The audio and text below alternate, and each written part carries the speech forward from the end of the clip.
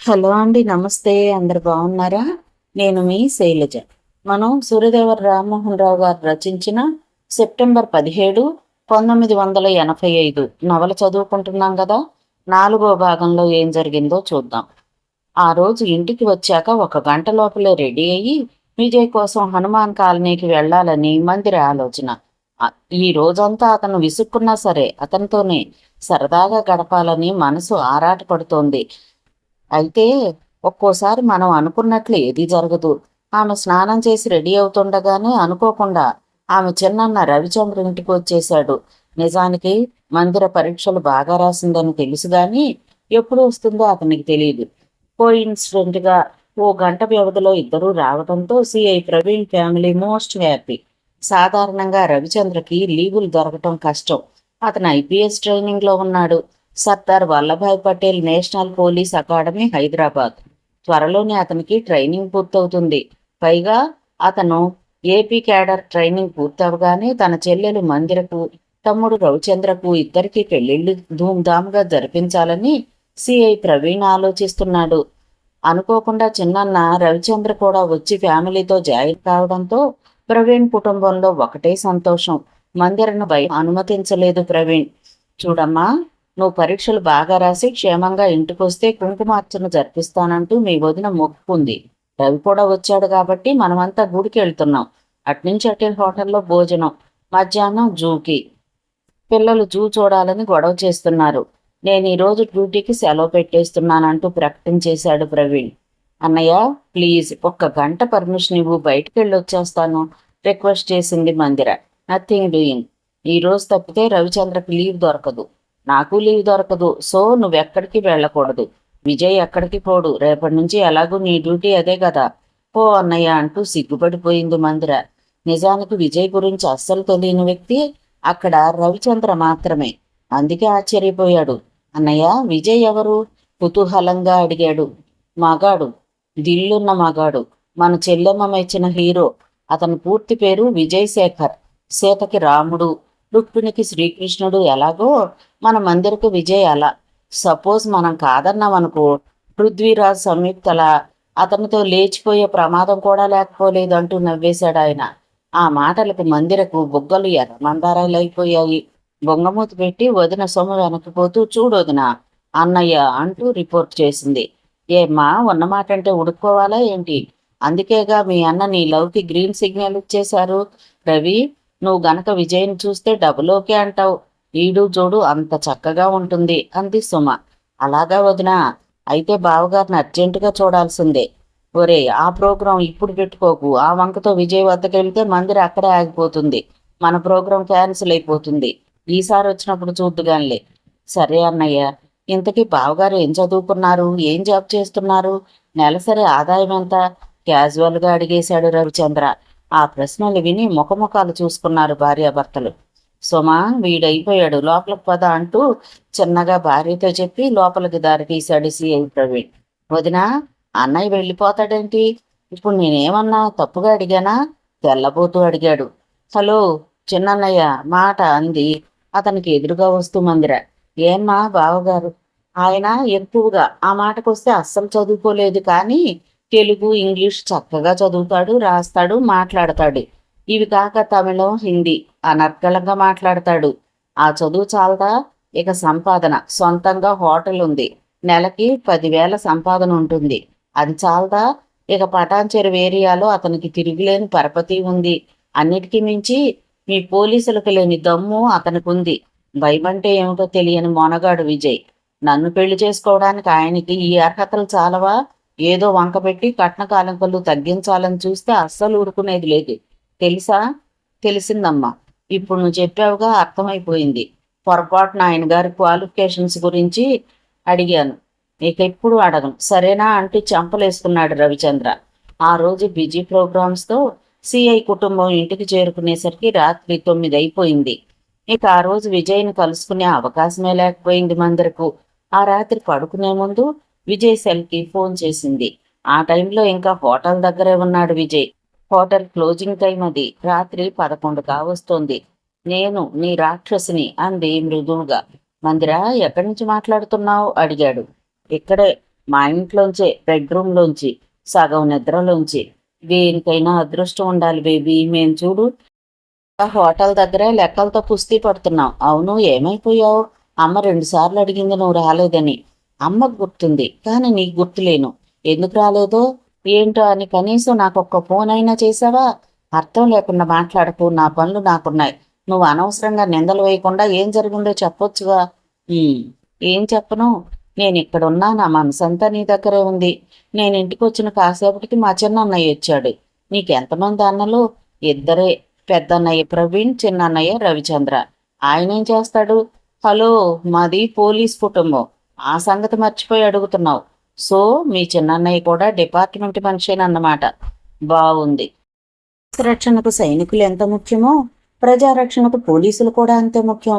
మరి అంతటి పోలీసు కుటుంబంలో పుట్టి మరో పోలీసుని పెళ్ళాడాల్సింది పోయి నా వెంట ఎందుకు పడతావు? నీకు అసలు బుద్ధి ఉందా ఏంటి?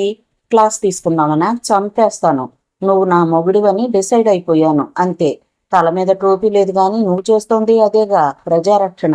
అందుకేగా పటాన్ చెరువు నిన్ను అన్నా అని అనునయంగా పిలుస్తోంది. ఓహో, ఆ రూట్లో వచ్చావా? Okay baby. ఇంతకీ ఏమైందో చెప్పనే లేదు. ఏముంది, మొక్కు తీర్చుకోవడానికి గుడికి, అట్నుంచి జూకి, అలా రోజంతా వాళ్లతో తిరగటమే సరిపోయింది. ఇంత క్రితమే ఇంటికి వచ్చాం. మీ ఇంటికి ఉదయమే వస్తాను. సరే. ఇంత క్రితమే గీత ఫోన్ చేసింది. నాకు ఫోన్ చేసి మాట్లాడింది. ఓకే, ఉదయం రా. అవతల లైన్ కట్ చేశాడు విజయ్. అతని మీద తీపి ఆలోచనలతో నిద్రలోకి జారుకుంది మందిర. మనిషి స్వభావమే అంత.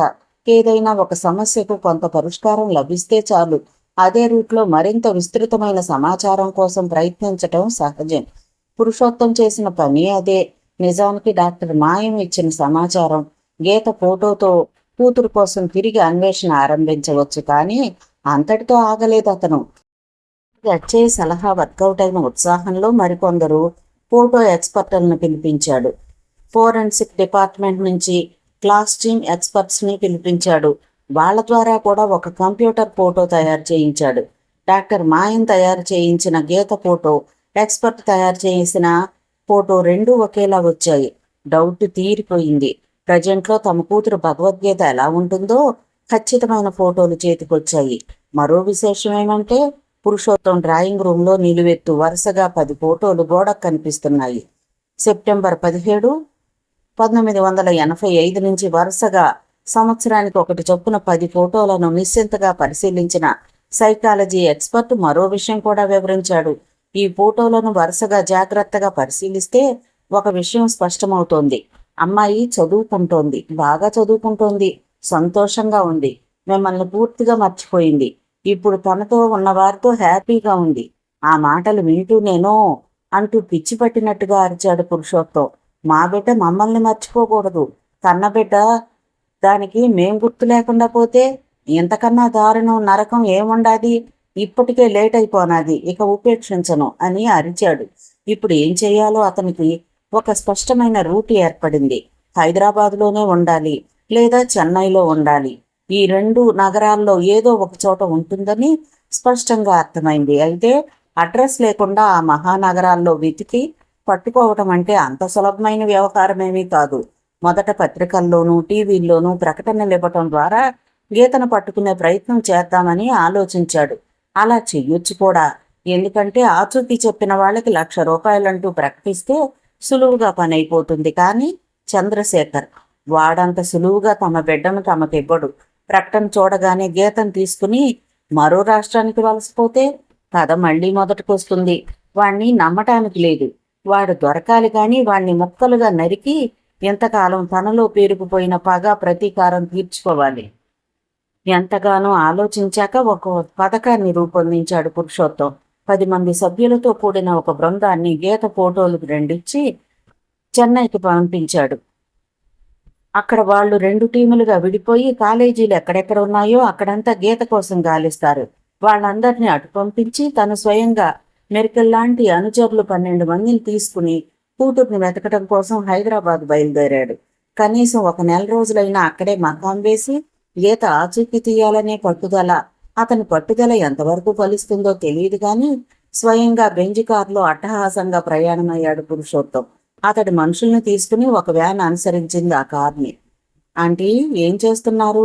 సరాసరి కిచెన్లోకి వస్తూ పలకరించింది పరిణిత. రామ్మ పరిణిత, చేసేదేముంటుంది, పొద్దుటే కిచెన్కి అతుక్కుపోవడమే కదా ఆడాళ్ళకి. తప్పదు కదా. విజయ్ బయటకు బయలుదేరుతున్నాడు, కొంచెం ఈ కాఫీ తీసుకెళ్లి వాడికిచ్చిరా. అవును, మమ్మీ లేచిందా? కాఫీ కలుపుతూ అడిగింది వెంకట సుబ్బమ్మ. లేచింది. ఇప్పుడు ఆరోగ్యంగానే ఉంది మమ్మీ. పనులన్నీ అయిపోయాక ఓసారి నిన్ను రమ్మని చెప్పింది, అందుకే ఇలా వచ్చాను. కప్పిలా ఇవ్వండి. నువ్వు కాఫీ తాగవా? ఇప్పుడే మమ్మీ నేను కాఫీ తాగామనండి, మళ్ళీ వస్తానంటూ కాఫీ కప్పు అందుకుని విజయ్ గదిలోకి వెళ్ళింది పరిణిత. ఆమె వెళ్లేసరికి అప్పటికే రెడీ అయి షూస్ వేసుకుంటున్నాడు విజయ్. లోపలికి వస్తూ గుడ్ మార్నింగ్ అంది నవ్వుతూ. Very good morning. నేనంతా ముఖమే చూపించలేదు, ఏంటి సంగతి? లేచి ముందుకొచ్చి కాఫీ కప్పు అందుకుంటూ అడిగాడు. సంగతులంటే ఏమీ ఉండవు సార్. మీ ఫ్రెండ్ మందిరం వచ్చిందటగా, అమ్మ చెప్పిందా? అందుకని నువ్వు రావటం మానేశావా? అమ్మాయిల్ని పుట్టించే ముందే జలసీ పుట్టిస్తాడనుకుంటా ఆ గాడ్. నాకేమీ జలసీ లేదు. అయినా నేనెందుకు జలసీ ఫీల్ అవ్వాలి? అది నీకు తెలియాలి. కాఫీ తాగావా ఇందా అంటూ సాసర్లోంచి కాఫీ ఉంచి ఆమెకి ఇవ్వబోయాడు. వద్దు, ఇంట్లో తాగే వస్తున్నాను చెప్పింది. ఇంకోసారి తాగితే నీ అందమేమి తగ్గిపోదు గాని తీసుకో అంటూ సాసర్ అందించాడు. నాకు మందిర ఎంతో, నువ్వు అంతే. జస్ట్ ఫ్రెండ్స్, ఎక్కువ తక్కువలు ఫీల్ అవ్వాల్సిన పని లేదు అంటూ కాఫీ సిప్ చేశాడు. సరిగ్గా అదే సమయంలో బయట స్కూటర్ దిగింది మందిర. స్కూటర్ లాక్ చేసి ఆమె లోపలికి వస్తుండగా పక్కనే తాడు మీద బట్టలారేస్తూ కనిపించింది రాణి. ఆమెను ఆ ఇంట్లో ఇంతకు ముందు చూసిన గుర్తు లేదు మందిరకు. చూస్తే పని మనిషిలా లేదు. ఎవరి కొత్త చుట్టం అనుకుంటూ లోపలికి అడుగు పెట్టింది. హాల్లో అడుగు పెట్టగానే అక్కడ మరో షాక్. విజయ్ గది డోర్ తెరచే ఉంది. లోపల చైర్లో అడ్డు తిరిగి కూర్చున్న విజయ్ కాఫీ తాగుతూ కనిపిస్తున్నాడు. పక్కన టేబుల్ కానుకుని ఒక బ్యూటీ సాసర్తో కాఫీ తాగుతోంది. ఇంచుమించు తన వయసే, పైగా తనలాగే అందంగానూ ఉంది. అంత స్వతంత్రంగా విజయ్ గదిలో ఉందంటే ఎవరై ఉంటుంది? సహజంగానే మందిర మనసు అలజడికి గురైంది. తనకు పోటీగా విజయ్కు వరుసైన మరదలెవరో ఈ ఇంట్లో అడుగు పెట్టలేదు కదా. పైగా ఒక కాఫీని ఇద్దరూ షేర్ చేసుకుంటున్నారంటే ఇక ఆ పైన ఆలోచించలేకపోయింది. విజయ్ గదిలోకి వెళ్లే ఉద్దేశాన్ని విరమించుకుని కిచెన్ వైపుగా అడుగులేసింది. రాకని లోపలున్న విజయ్ గాని పరిణిత గాని గమనించలేదు. మందిర కిచెన్లోకి వెళ్లేసరికి వెంకట సుబ్బమ్మ స్టవ్ మీద పాలు కాస్తూ కనిపించింది. ఆంటీ బాగున్నారా అంటూ పలకరించింది. ఆమెను చూసి చాలా సంతోషించింది సుబ్బమ్మ. నువ్వా మందిరా, రామ్మారా, నిన్ననగా వచ్చావు, ఇప్పుడు గుర్తొచ్చానా అంది నవ్వుతూ. అదేం లేదా ఆంటీ, నిన్నంతా మా అన్నయ్య వాళ్ళతోనే సరిపోయింది, అందుకే రాలేకపోయాను. అవును, మీ ఇల్లు చాలా మారిపోయిందంటీ. ఏం మారిందంటావు? ఇల్లు అదే మనుషులు, కొత్తగా మార్పులు చేర్పులు ఏమీ లేవే. కొత్త మనుషులు కనిపిస్తున్నారుగా. ఓ అదే, బయట నువ్వు చూసింది రాణిని. మా తమ్ముడు రాజు, ఆ రాణికి లవ్వు, మధ్యలో గొడవలు. 2 మాసాలు మాట్లాడుకోకుండా ఉంటే పెళ్లి చేస్తానంటూ కండిషన్ పెట్టి ఆమెను ఇంట్లోనే ఉంచాడు విజయ్. మరి విజయ్ గదిలో అమ్మాయి మీ చుట్టమా? కాదు, ఎదురింట్లో అద్దెకుంటున్నారు. 2 మాసాలైంది వచ్చి. తల్లి పేరు శారదాదేవి, ఈ అమ్మాయి పేరు పరిణిత. తల్లి కూతుళ్ళు ఇద్దరే ఉంటారు. పాపం, దెబ్బతిన్న కుటుంబం. మంచి చెడ్డ మనమే గమనిస్తున్నాం. చాలా మంచివాళ్ళు. అవును, ఇంతకీ మా గీత ఎలా ఉంది? అక్కడి సంగతులేంటి చెప్పు. ఆంటీ, గీత హ్యాపీగా ఉంది, బాగా చదువుతోంది. 2 మాసాలు ఆగితే దాని పరీక్షలు కూడా అయిపోతాయి, నో ప్రాబ్లం. సరే, టిఫిన్ చేసావా ఇంకా లేదా? ఇంటి దగ్గర తీసుకున్నానంటీ, అయితే కాఫీ ఇస్తాను. ఇద్దరు మాట్లాడుతుండగానే విజయ్ కిచెన్ వైపుగా వచ్చాడు. అతని వెనకే పరిణితి కూడా అటుగా వచ్చింది. మందిరను కిచెన్లో చూసి ఆశ్చర్యపోయాడు విజయ్. మందిరా, ఎంతసేపు అయింది వచ్చి అని అడిగాడు. ఇప్పుడే. మిమ్మల్ని డిస్టర్బ్ చేయటం ఎందుకని వచ్చి ఆంటీ దగ్గర కూర్చున్నాను అంది మందిర. ఎంత సాధారణంగా చెప్పినా ఆమె మాటల్లో జలసి కొట్టొచ్చినట్లుగా కనిపిస్తోంది. అసలు డిస్టర్బ్ చేయటం అనే పదాన్ని మందిర వాడకూడదు. ఎందుకంటే పరిణిత కాఫీ తీసుకొచ్చింది. ఇద్దరూ షేర్ చేసుకుని తాగారు. అంతకు మించి నథింగ్. తలుపులు బార్లా తీసే ఉన్నాయి. అయినా మందిర తాను ఓ ఆడపిల్ల అనిపించుకుంది. పరిణిత ఖచ్చితంగా హర్ట్ అవుతుంది అనటంలో సందేహమే లేదు. ఎంత వద్దనుకున్నా విజయ్ కోప్పడకుండా ఉండలేకపోయాడు. మందిరా, నాకంటే చదువు లేదు, నువ్వెంతో చదువుకున్నావు. నీ మాటల్లో ఆ సంస్కారం కనిపించటం లేదు. ఓకే, నాకు పని ఉంది, బయలుదేరుతున్నాను. అమ్మా, నేను రావటం లేట్ కావచ్చు, వస్తాను అంటూ వెనుదిరిగాడు విజయ్. విజయ్, పిలిచింది మందిర. నాకు పనుంది, తర్వాత వస్తాను. విశ్వేశ బయటికి వెళ్ళిపోయాడు విజయ్. అతని బైక్ స్టార్ట్ అయి వెళ్ళిపోయిన సౌండ్ వినపడే వరకు ఎవ్వరూ పెద్ద చెప్పలేదు. ఇంతలో తన పని ముగించుకుని రాణి కూడా లోపలికి వచ్చేసింది. తను అక్కడ ఉండాలో వెళ్ళిపోవాలో పరిణితికి అర్థం కాలేదు. ఆంటీ, మీరు వస్తున్నట్టు మమ్మీతో చెప్పమంటారా? అడిగింది వెంకట సుబ్బమ్మని. ఓ గంట తర్వాత వస్తానని చెప్పు అన్నట్టు ఈ అమ్మాయి మందిర సిఐ ప్రవీణ్ గారి చెల్లెలు అంటూ పరిణితకు పరిచయం చేసింది సుబ్బమ్మ. నమస్తే అంది పరిణిత. నమస్తే అంది పొడిగా మందిర. మందిర, నేను చెప్పానే, పరిణిత శారదాదేవి గారి కూతురు, చాలా మంచి పిల్ల అందావిడ.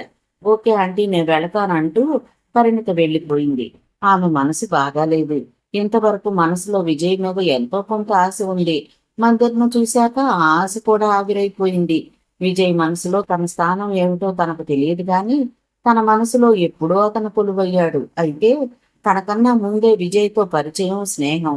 ఈ ఇంట్లో చనువు ఉన్న యువతి మందిర, పైగా సిఐ చెల్లెలు. అసూయ చెందడంలో తనకన్నా ఫాస్ట్. సో విజయ్ను పొందే అదృష్టం తనది కాదు. బాధను మనసులోనే దిగమింగుతూ తమ ఇంట్లోకి వెళ్ళిపోయింది పరిణిత. అదే సమయంలో విజయ్ మాటలకు మందిర హర్ట్ అయింది. అతను చాలా కోపంగా వెళ్ళిపోయిన తీరు మనసుకు మరింత బాధ కలిగించి కళ్ళల్లో నీరు తిరిగింది.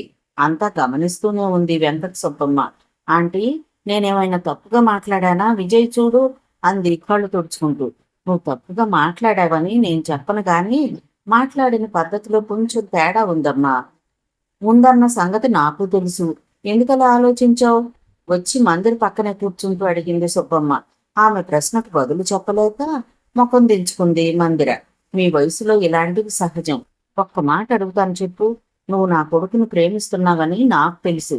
పెళ్లి చేసుకోవాలని పట్టుదలగా ఉన్నావని తెలుసు. వాడితో ఎంతో చనువుగా ఉంటావు. ఎప్పుడన్నా వాడు నీతో హద్దు దాటి ప్రవర్తించాడా? అడిగింది. లేదన్నట్టుగా తల అడ్డుగా ఊపింది మందిర. మరి చాలా కాలంగా చనువుగా ఉన్న నీతోనే అలా ఉన్నవాడు నిన్నగాక మొన్నొచ్చిన ఆ అమ్మాయికి దగ్గరయ్యాడనే డౌట్ నీకెందుకు వచ్చింది? తామరాకు మీద నీటి బొట్టు లాంటి వాడు విజయ్. వాణ్ణి నువ్వు తప్పుగా అర్థం చేసుకుంటున్నావు హెచ్చరించింది. లేదాంటీ, నాతో చనువుగా ఉంటే అలా ఫీల్ అయ్యేదాన్ని కాదేమో. నాతో చనువుగా ఉండడు కాబట్టే మరో అమ్మాయికి దగ్గరవుతున్నాడని నా భయం. చిన్నగా మనసులో మాట చెప్పేసింది. ఆమె భయం తెలిసి ఆశ్చర్యంగా చూసింది ఆవిడ. ఓ, నువ్వు ఆ రూట్లో ఆలోచిస్తున్నావన్నమాట. నీది అర్థం లేని భయం. అంతేకాదు, మగాడి మనసు గెలవాలంటే ఇలా అనుమానాలు, సూటిపోటి మాటలు, ఇది పద్ధతి కాదు. సరికదా, మనసు విరిగే ప్రమాదం అవుతుంది.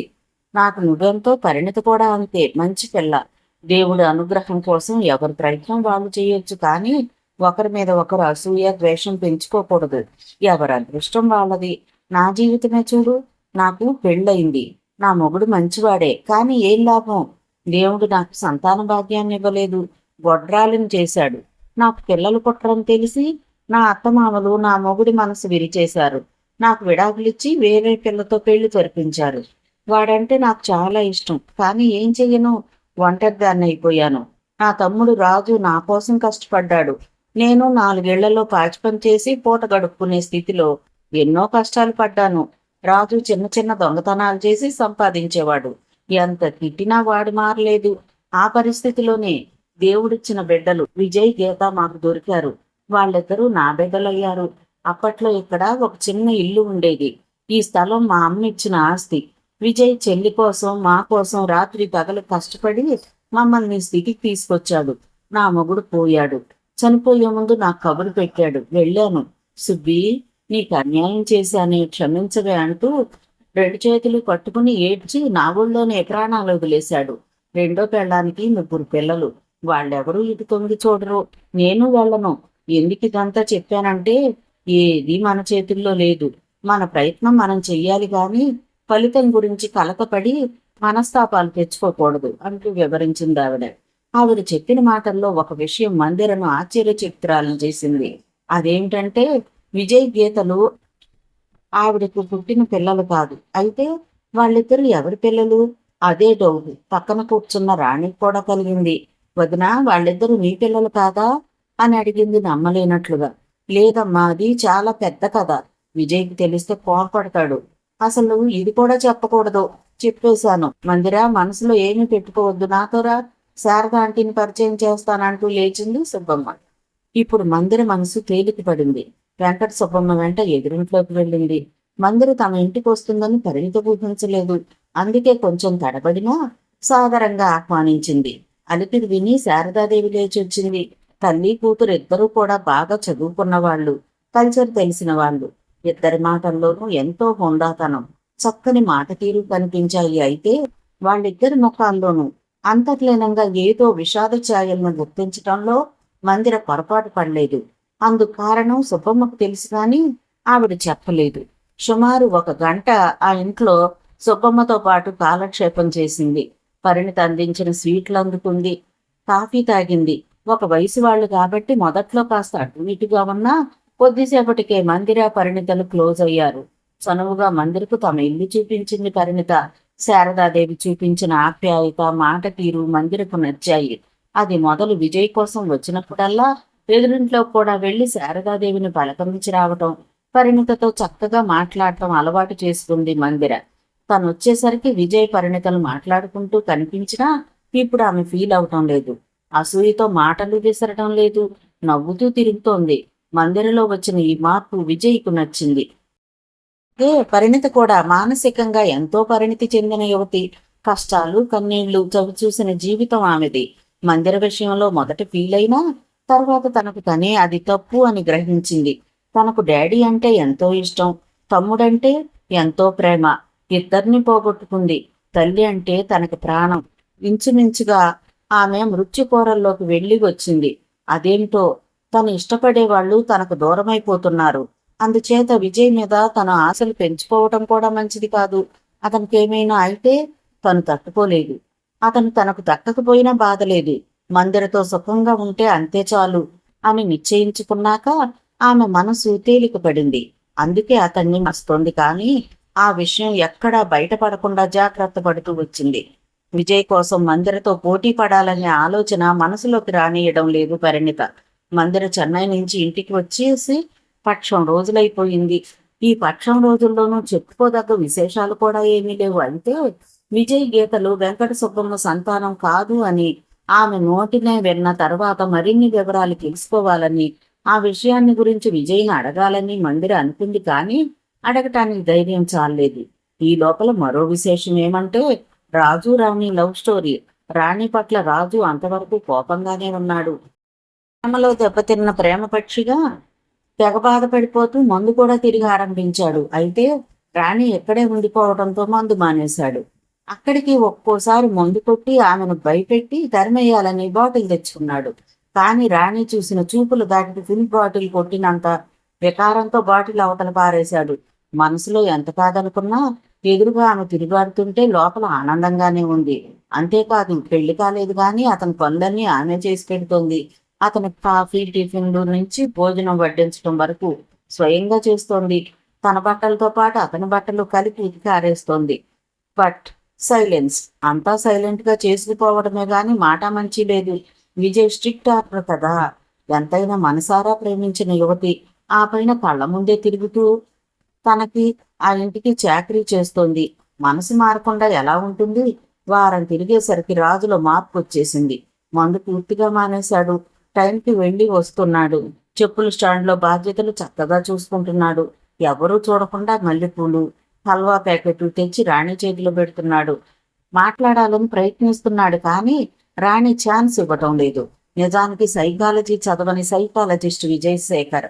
అందుకే రాజు రాణిల సమస్య విన్నాక అతను ప్రయోగించిన ట్రిక్ సత్ఫలితాన్ని ఇచ్చింది. రాణిలో గణనీయమైన మార్పుని తీసుకొచ్చింది. కాకుండా సాహసించి రాణిని తమ ఇంట్లో ఉంచడంలో అతని ఉద్దేశం అదే. ఇద్దరిని ఒక్కటి చేయడమే. 2 మాసాల వరకు ఇద్దరు మాట్లాడుకోకూడదు అంటూ కండిషన్ విధించడంలో కూడా ఉద్దేశం అదే. ఒక ఇంట్లో ఉంటున్నప్పుడు మాట్లాడకుండా ఉండటం సాధ్యం కాదు కదా. మాట కలిస్తే మనసులో కోపతాపాలు తొలగిపోతాయి. ఇప్పుడు జరిగిందదే. ఆమెతో మాట్లాడకుండా ఉండలేకపోతున్నాడు తాను. సమీపంలో ఎవరూ లేరంటే చాలు పలకరింపులే పలకరింపులు. రాణి మాత్రం నో రిప్లై. ఈ పరిస్థితి రాజుకు నచ్చటం లేదు. పిచ్చి పట్టేలా ఉంది. ఇక లాభం లేదని ఓ రోజు ఆమె చెయ్యి పుచ్చుకుని డోర్ వెనక్కి లాగేశాడు.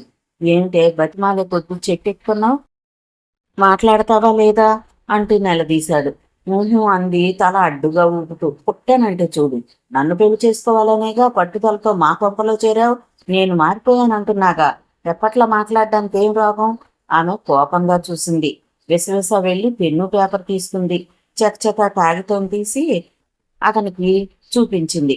మాట్లాడితే మన పెళ్లి జరగదు, నీ మేనల్లుడు ఆర్డర్, మాట్లాడకు అని రాసింది. ఏమిటి, విజయ్కి భయపడుతున్నావా? చిన్నప్పుడు వాడిని ఎన్నిసార్లు తన్నానో తెలుసా అన్నాడు గర్వంగా. ఇప్పుడు తన్ను చూస్తాను అని రాసి చూపించింది. ఏమిటే, నన్ను ఇలా ఉంచే ఉద్దేశం లేదా నీకు అడిగాడు. ఆమె పిసుక్కున నవ్వింది. నవ్వకు, నా కొళ్ళు మండిపోతుంది. అయినా పెళ్లి చేసుకునేది మనిద్దరం, భయపడకు నచ్చజెప్పబోయాడు. ఎంతలో మామయ్య, ఏం చేస్తున్నావు లోపల అంటూ విజయ్ గొంతు వినిపించింది. ముసిముసిగా నవ్వుతూ ఆమె బయటికి వెళ్ళిపోయింది. ఆ వెనకే విజయ్ ఎంట్రీ. అనుమానంగా చూస్తున్న విజయ్ని చూసి నీళ్లు నమిలాడు రాజు. ఏమిట్రా అల్లుడు అలా చూస్తున్నావు? మేం మాట్లాడుకోలేదు, అస్సలు మాట్లాడుకోలేదు తెలుసా అన్నాడు. మాట్లాడకూడదనే కండిషన్, పరుగ్గా హెచ్చరించాడు విజయ్. అది గుర్తుంది కానీ అల్లుడు, చిన్న డౌట్ రా. అడుగు, ఏంటా డౌట్? ఏం లేదు, నీ కండిషన్ రాణికా నాకా? డౌటే వద్దు, ఇద్దరికి ఒకరితో ఒకరు మాట్లాడకూడదు. అయినా స్టాల్కి వెళ్లకుండా ఇక్కడేం చేస్తున్నావు? వెళ్ళి పని చూడు. అవుట్. వెళ్తున్నాలేబోయ్, రాను రాను ఈ ఇంట్లో పెద్ద చిన్న లేకుండా పోతోందని విసుక్కుంటూ బయటికి వెళ్ళిపోయాడు రాజు. సుమారు 10:30 ప్రాంతంలో పరిమిత లోపలికి వచ్చింది. ఆమె వచ్చేసరికి విజయ్ తన గదిలోనే ఉన్నాడు. బయటకు బయలుదేరబోతూ ఆమెను చూసి ఆగాడు. నీకోసమే వచ్చాను అంది పొడిగా. ఏంటి విషయం అడిగాడు. సాయంత్రం బయటికి వెళ్ళాలి, వీలవుతుందా? వీలవుతుందో లేదో నే చెప్తాను. ఎక్కడికి, ఎందుకు, వివరాలు నువ్వు చెప్పు. ఎగ్జిబిషన్ చూడాలనింది. ఎగ్జిబిషన్? అంత ఆశ్చర్యపోతావేంటి? మనకు దగ్గరలోనేగా, 10 రోజులుగా సాగుతోంది. నేను ఆశ్చర్యపోతోంది ఎగ్జిబిషన్ గురించి కాదు, నీ గురించి. పబ్లిక్గా తిరగటం అంత మంచిది కాదు. అలాగని మరీ నూతులో కప్పలా ఇంట్లోనే పడి ఉండటం కష్టంగా ఉంది. ప్లీజ్ విజయ్, తీసుకెళ్ళవు. నో నో, రిస్క్ తీసుకోవడం నాకు ఇష్టం లేదు, వద్దు. అదే మరి, నువ్వు పక్కనుండగా నాకేంటి భయం? నా మీద ఏంటి నీకంత భరోసా? వర్షం వస్తే మట్టి గుట్ట కరిగిపోతుంది, కొండ గుట్ట కరగదు. నువ్వు నా పక్కనుంటే కొండంత ధైర్యం. అంత వద్దులే గాని, ఇవాళ నాకు తీరిక లేదు, తర్వాత చూద్దాం. తర్వాత కాదు, ఇవాళ నాకు ఎగ్జిబిషన్ చూడాలని ఉంది, తీసుకెళ్తావా లేదా? సారీ, ఏమనుకోవద్దు, కుదరదు అంటూ తన దారిన బయలుదేరి వెళ్ళిపోయాడు అతను. అంత బ్లంట్గా తిరస్కరించడానికి తగిన కారణమే ఉంది. పురుషోత్తం మనుషులు శారదాదేవి పరిణితుల కోసం జంట నగరాల్లో ఇంకా అన్వేషణ కొనసాగిస్తున్నారని అతనికి డౌట్గా ఉంది. ఎగ్జిబిషన్ లాంటి పబ్లిక్ ప్లేస్లో ఆమెకు సురక్షితం కాదు. ఒకసారి వాళ్ళ కంట పడితే తర్వాత ఆమెను కాపాడడం కష్టమైపోతుంది. అందుకే వీలు కాదన్నాడు. అయితే పరిణితికి అతని సమాధానం తృప్తి కలిగించలేదు. ఇలా కాదని మందిరికి ఫోన్ చేసింది. అసలు ఎగ్జిబిషన్ పోదాం అనుకుంటున్నాను, వస్తావా అని అడిగింది. నాకు చూడాలనుంది, కానీ అలాంటి చోటుకు వెంట ఎవరూ లేకుండా మన ఇద్దరమా వెళ్ళడం అంత మంచిది కాదు. విజయ్ని తీసుకెళ్దాం, తనే సలహా ఇచ్చింది మందిర. నిజమే, కానీ నేను పిలిస్తే రాడు, నువ్వు పిలు అంది పరిణిత. ఓకే, 3:30కి నేను అక్కడికి వస్తున్నాను, విజయ్తో వెళదాం అంది మందిర. అలా వాళ్ళిద్దరు గొడవ తట్టుకోలేక సాయంత్రం ఇద్దరిని తీసుకుని ఎగ్జిబిషన్కి బయలుదేరాడు విజయ్. మందిర తన స్కూటర్ తెచ్చింది. పరిణిత మందిర స్కూటర్ మీద, విజయ్ తన బైక్ మీద. అంతా ఎగ్జిబిషన్ గ్రౌండ్కి చేరుకున్నారు. వెహికల్స్ని పార్కింగ్లో ఉంచి టికెట్ తీసుకుని ఎగ్జిబిషన్లోకి ఎంటర్ అయ్యారు. సాయంకాలం కాబట్టి జనంతో కన్నుల పండుగగా ఉందా ఎగ్జిబిషన్. బారులు తీరిన అనేక స్టాల్స్ని చూసుకుంటూ ముందుకు నడుస్తున్నారు. ఒకచోట తన ఫ్రెండ్ ఎవరో ఒక అమ్మాయి కనిపిస్తే మాట్లాడుతూ కాసేపు ఆగింది మందిర. కాస్త దూరం వెళ్ళి విజయ్ పరిణితలు ఆగారు. ఆ టైం చూసి, అమాయకంగా కనిపిస్తావు గాని నీతో చాలా డేంజర్ అన్నాడు పరిణితను ఉడికిస్తూ. నేనేం చేశాను? అమాయకంగా అడిగింది. వద్దన్నా వినకుండా నన్ను ఎగ్జిబిషన్కి తీసుకొచ్చావుగా. హలో, నువ్వు నేను పిలిస్తే రాలేదు, మందిర పిలిస్తే వచ్చావు. నీ వల్ల కాలేదని మందిర్ను ఉసిగొలిపావు కదా. నాకన్నా నీకు మందిర అంటేనే ఎక్కువ అభిమానం. తన మాట వింటావని అలా చేశాను. విన్నావు అంటే నీ మీద అభిమానం లేదనా? చెల్లెలు మంచిది అంటే అక్క చెడ్డదనేగా అర్థం. ఓ నాయనో, నంగనాచిలా ఉంటావు గాని ఇన్ని మాటలు ఎక్కడ నేర్చుకున్నావు? ముసిముసిగా నవ్వి ఊరుకుంది పరిణిత. విసుగ్గా చూశాడు అతను. నాకు ఎక్కువ తక్కువలు తేడా లేదు మేడం, మందిర ఎంతో నువ్వు అంతే. కోసం వద్దన్నాను కానీ నీ మాట వినకూడదని కాదు. ఆ మాటకొస్తే నేను ఎవ్వరి విషయంలోనూ తేడాలు చూపించను తెలుసా అన్నాడు. ఓహో అంటూ కళ్ళు విశాలం చేసి ఓ కొంట చూపు చూసి విచిత్రంగా నవ్వుతూ ముఖం పక్కకు తిప్పుకుంది పరిణిత. అది వెక్కిరింపో అభినందనం విజయ్కి అర్థం కాలేదు. కానీ ఆమె చూసిన స్టైల్ అతని గుండెల్ని గిలిగింతలు పెట్టిందంటే ఆశ్చర్యం లేదు. ఆ నవ్వుకు అర్థమేంటి? కొంచెం విసుగును ప్రదర్శిస్తూ అడిగాడు. నువ్వే తెలుసుకో అంది. బాగుంది. బల్లి శాస్త్రం, పుట్టుమచ్చల శాస్త్రం, చేతిరేఖల శాస్త్రం అంటూ కొన్ని శాస్త్రాలున్నాయి గాని ఎక్కడ నవ్వుల శాస్త్రం అంటూ ఒకటి ఉందని నేను వినలేదు. ఉంటే చదివి తెలుసుకునేవాడినేమో. కాబట్టి మర్యాదగా నీ నవ్వుకు అర్థమేంటో నువ్వే చెప్పు. చెప్పనా? చెప్పాలనేగా చెప్పేస్తున్నా. చెప్తావా లేదా? పిల్లి. పిల్లి?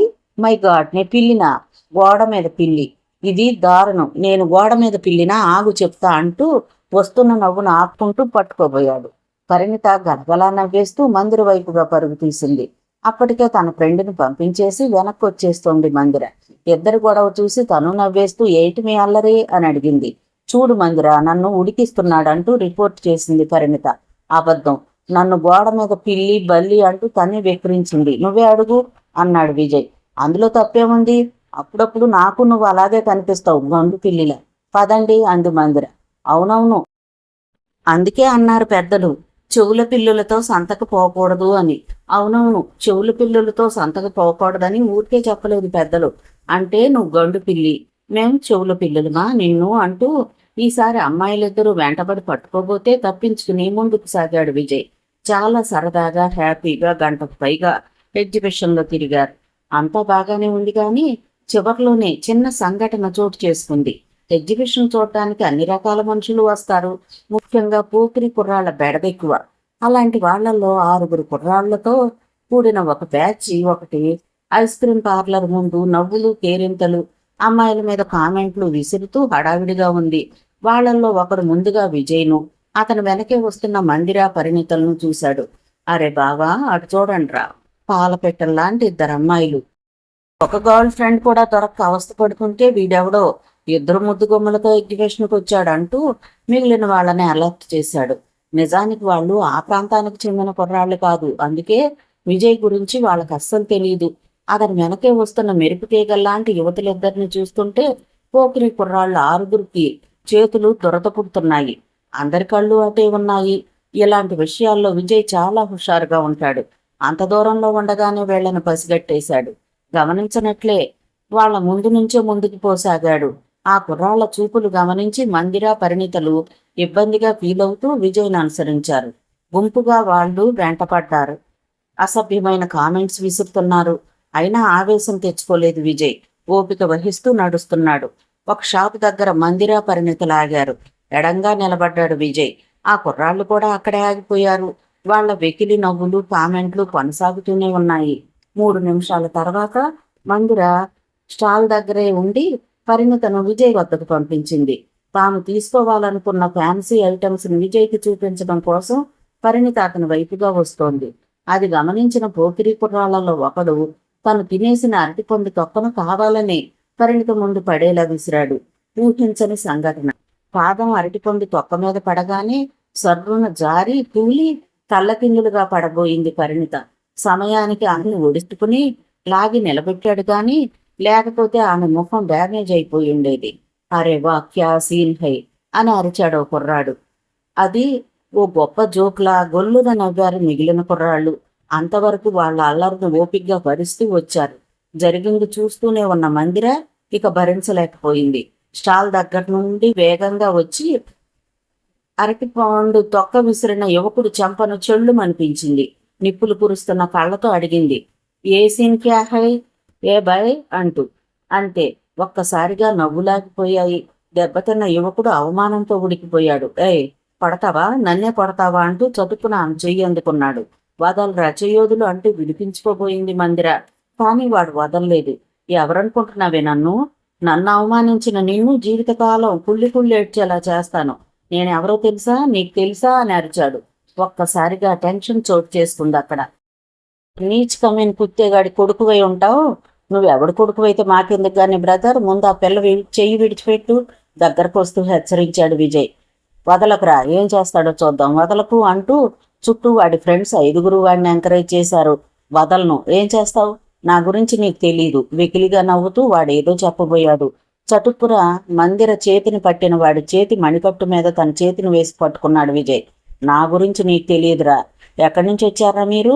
పటాన్ చెరువులో ఎవరిని అడిగినా చెప్తారా నా గురించి? నీ గురించి ఎవరు చెప్తారు చెప్పు, ఎవరు చెప్తారా అంటూ పట్టు బిగించాడు. ఉన్నట్టుండి కెవ్వున అరుస్తూ మందిర చేతిని వదిలేశాడు వాడు. చెరుకు ప్రెషర్లో చెయ్యి ఇరుక్కుపోయినట్టు విజయ్ చేతిలో వెలబెల్లాడిపోయాడు. మందిర పరిణిత దగ్గరికి పరిగెత్తుకొచ్చేసింది. రౌడీలరా మీరు? ఇందాకడి నుంచి ఓపిక పడుతున్నాను. చేతగాని తనం అనుకుంటున్నారా? రండిబే, ఇప్పుడు మీరేం చేస్తారో చూస్తాను అంటూ ఒక చేత్తో వాడిని పట్టుకునే రెండో చేత్తో మిగిలిన కుర్రాళ్ళని చకచక 4 పీకాడు. వాళ్ళ 5గురు ఉమ్మడిగా దాడి చెయ్యాలని చూశారు. కానీ విజయ్ వేగం చూసి వాళ్ళకి కళ్ళు పచ్చబడ్డాయి. కన్ను మూసి తెరిచేలోగా ఇద్దరూ కింద పడిపోయారు. 3 ముఖాలు పగిలిపోయాయి. ఈ లోపల ఎగ్జిబిషన్లో పటాన్ చెరువు కుర్రాళ్ళు అనేక మంది సరదాగా తిరుగుతున్నారు. వాళ్లల్లో కొందరు అక్కడ సీన్ చూడనే చూశారు. ఒక్కొక్కరు కూడబలుక్కుని 25-30 మంది కుర్రాళ్ళు పరిగెలెత్తుకుని వచ్చేశారు అక్కడికి. ఏందన్నా ఏమైంది? ఎవరు వీళ్ళు అని అడిగారు. వీళ్ళెవరో తెలియదు, ఒళ్ళు కొవ్వెక్కి ఇక్కడ అమ్మాయిల్ని అల్లరి చేస్తున్నారు. వాళ్ళు పైకి కనపడకూడదు, కుమ్మి వదలండి, జీవితంలో మరే అమ్మాయి వంక వీళ్ళు కన్నెత్తి చూడకూడదు అంటూ ఆ హీరోల్ని కుర్రాళ్లకు వదిలేసి తన యువతలకు వచ్చేశాడు విజయ్. అప్పటికి గాని పోకిరి కుర్రాళ్లకు అర్థం కాలేదు తాము ముట్టుకుంది కందిరేగ తుట్టినని. కానీ అప్పటికే ఆలస్యమైపోయింది. అక్కడే ఉంటే చంపేస్తారనే భయంతో చావు దెబ్బలు తింటూనే శక్తి కొద్దీ తప్పించుకుని ఎగ్జిబిషన్లోంచి బయటకు పరుగులు తీశారు. మరి కాసేపు ఎగ్జిబిషన్లో తిరిగి మందిర పరిణితులను తీసుకుని ఇంటి దారి పట్టాడు విజయ్. విజయ్ మాట విని ఎగ్జిబిషన్కి రాకుండా ఉంటే బాగుండేది. నాదే పొరపాటని దారి పొడవునా జరిగిన దానికి పరిణిత బాధపడుతూనే ఉంది. తన కూతురు భగవద్గీత ప్రజెంట్లో ఎలా ఉంటుందో తెలిపే ఫోటో చేతికొచ్చాక ఆమె అటు చెన్నైలో గాని ఇటు జంట నగరాల్లో గాని ఉంటుందని ఖచ్చితంగా తెలిసాక ఇక ఉపేక్షించలేదు పురుషోత్తం. స్వయంగా తనే హైదరాబాదు వచ్చి మకాన్ చేశాడు. వారం 10 రోజులుగా ఇక్కడే ఉంటూ రోజుకో ప్రాంతాన్ని విజిట్ చేస్తూ తన మనుషుల చేత ఎంక్వైరీ చేయిస్తున్నాడు. అటు చెన్నై వెళ్లిన అతని మనుషులు ప్రతిరోజు రిపోర్టులు చేస్తూనే ఉన్నారు.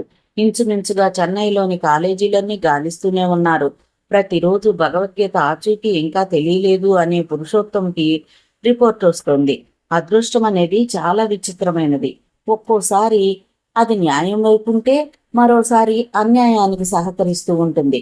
ప్రస్తుతానికి గీత అదృష్టవంతురాలనే చెప్పాలి. ఎందుకంటే పురుషోత్తం మనుషులు చెన్నైలో గాలింపు ఆరంభించేసరికి కొన్ని కాలేజీలకు సెలవులు. గీత చదువుతున్న ఐఐటి కాలేజీ కూడా సెలవులో ఉంది. త్వరలో పరీక్షలున్నాయి కాబట్టి కాలేజీ తరపున వారం రోజులు సౌత్ టూర్ కండక్ట్ చేశారు. టూర్లో ఉంది గీత కాబట్టి పురుషోత్తం మనుషులకి ఆమె గురించి తెలుసుకునే అవకాశం లేకపోయింది. ఆమె చెన్నైలోనే కనపడలేదనే రిపోర్టు బట్టి హైదరాబాదులోనే ఉంటుందనే అభిప్రాయం పురుషోత్తంలో క్రమంగా బలపడనారంభించింది. దాంతో 8 రోజుల గాలింపు తర్వాత తన మనుషుల్ని వెనక్కి వచ్చి మరచేశారు. వాళ్ళంతా క్షేమకృతి చేరుకున్నారు. తను మాత్రం ఇక్కడ జంట నగరాల్లో పట్టువదలని విక్రమార్కుళ్ల కూతురు కోసం అన్వేషణ సాగిస్తూనే ఉన్నాడు. ఈ విషయాలేవి విజయ్కు తెలియదు. తెలిస్తే ఏం చేసేవాడన్నది తర్వాత ప్రశ్న. మరో విషయం ఏమంటే ఎప్పుడో తన 10 ఏళ్ల వయసులో తాను చూసిన పురుషోత్తంని తర్వాత ఎంతవరకు చూడలేదు. ఇద్దరు ఒకరికొకరు ఎప్పుడూ ఎదురుపడలేదు. అయినా తన శత్రువుని విజయ్ ఎప్పుడూ మర్చిపోలేదు. ఇప్పుడు చూసినా అతన్ని గుర్తుపట్టగలడు, అందులో సందేహమే లేదు. అలా బద్ధశత్రువులైన పురుషోత్తం విజయ్లు ఒకరికొకరు ఎదురుపడే క్షణాలు రానే వచ్చాయి. పురుషోత్తంని విజయ్ గుర్తుపెట్టగలడు. కానీ పురుషోత్తం విజయ్ను గుర్తుపట్టగలడా అని ప్రశ్నించుకుంటే సాధ్యం కాదనే చెప్పాల్సి ఉంటుంది. 10 ఏళ్ల కుర్రాడు 25 ఏళ్ల కుర్రాడిగా ఎదిగి కోరమీసంతో పొదమసింహంలా తిరుగుతుంటే వాడే వీడిని గుర్తుపట్టడం ఎవరికీ సాధ్యం కాదు. అటువంటి ఇద్దరు జీవితంలో రెండోసారి ఎదురుపడ్డారు. ఎగ్జిబిషన్ సంఘటన జరిగిన సరిగ్గా 10వ రోజున ఆ సంఘటన చోటు చేసుకుంది. పురుషోత్తం ప్రయత్నాలేమిటో విజయ్కు తెలిసిన క్షణాలు కూడా అవే. ఆ రోజు ఏం జరిగిందంటే పని మీద విజయ్ కోటి వరకు వెళుతుంటే తను షాపింగ్ చేయాలంటూ వద్దన్నా వినకుండా అతనితో బయలుదేరింది మందిర. ముందుగా కోటి చేరుకున్నారు. విజయ్ తన పనులు ముగించుకున్నాక ఇద్దరూ అక్కడే హోటల్లో భోంచేశారు. తిరుగు ప్రయాణంలో ఒక పెద్ద షాపింగ్ కాంప్లెక్స్ లో పార్కింగ్ లో బైక్ ఆపాడు విజయ్. ఇద్దరు లోపలికి వెళ్లారు. చాలా పెద్ద షాపింగ్ కాంప్లెక్స్ అది. 4 అంతస్తుల కట్టడం. సెంటర్లో విశాలమైన హాలు, 4 పక్కల కట్టడం. 3వ అంతస్తు బాల్కనీలో నిలబడిన మెయిన్ ఎంట్రన్స్ కింది హాలు స్పష్టంగా కనిపిస్తూ ఉంటుంది. ఫస్ట్ ఫ్లోర్లోని కాస్మెటిక్స్ సెక్షన్లోకి తీసుకెళ్ళింది మందిర. తనకు కావలసిన ఏవో పర్చేజ్ చేసింది. తర్వాత పక్కనే ఉన్న గార్మెంట్స్ సెక్షన్లోకి తీసుకెళ్ళింది. తనకు 2 నైటీలు, 2 జతల చుడీదార్స్ తీసుకుని విజయ్కి బాగుంటుందని ఒక షర్ట్ తీసింది. అలా పర్చేజ్ ముగించుకుని ఇద్దరు బయటకు బయలుదేరారు. బాల్కనీలోకి అడుగు పెడుతూనే యథాలాపంగా కిందకు చూసి ఆశ్చర్యపోయింది మందిర. మై గాడ్, ఇతను ఎక్కడున్నాడేంటి అంది. అనూహ్యంగా జరిగిన సంఘటన ఇది. ఎవరి గురించి అలా కామెంట్ చేస్తుందో విజయ్కి అర్థం కాలేదు. అందుకే ఎవరతను అంటూ ఆశ్చర్యంగా అడిగాడు. అదిగో అటు చూడు, ఆ పెద్ద ఆయన పేరు పురుషోత్తం అనుకుంటాను అంది. ఆ పేరు వినగానే తేలు పుట్టినట్టుగా ఉలిక్కి పడ్డాడు విజయ్. అప్పుడు పరిశీలనగా దిగువకు చూశాడు. చుట్టూ అనేక కాంప్లెక్స్లు, లోపలికి వచ్చేవాళ్ళు బయటకు వెళ్లే వాళ్లతో హాలు బిజీగా ఉంది.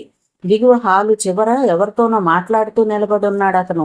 జుట్టు నెరిసింది, మీసాలు తెల్లబడ్డాయి.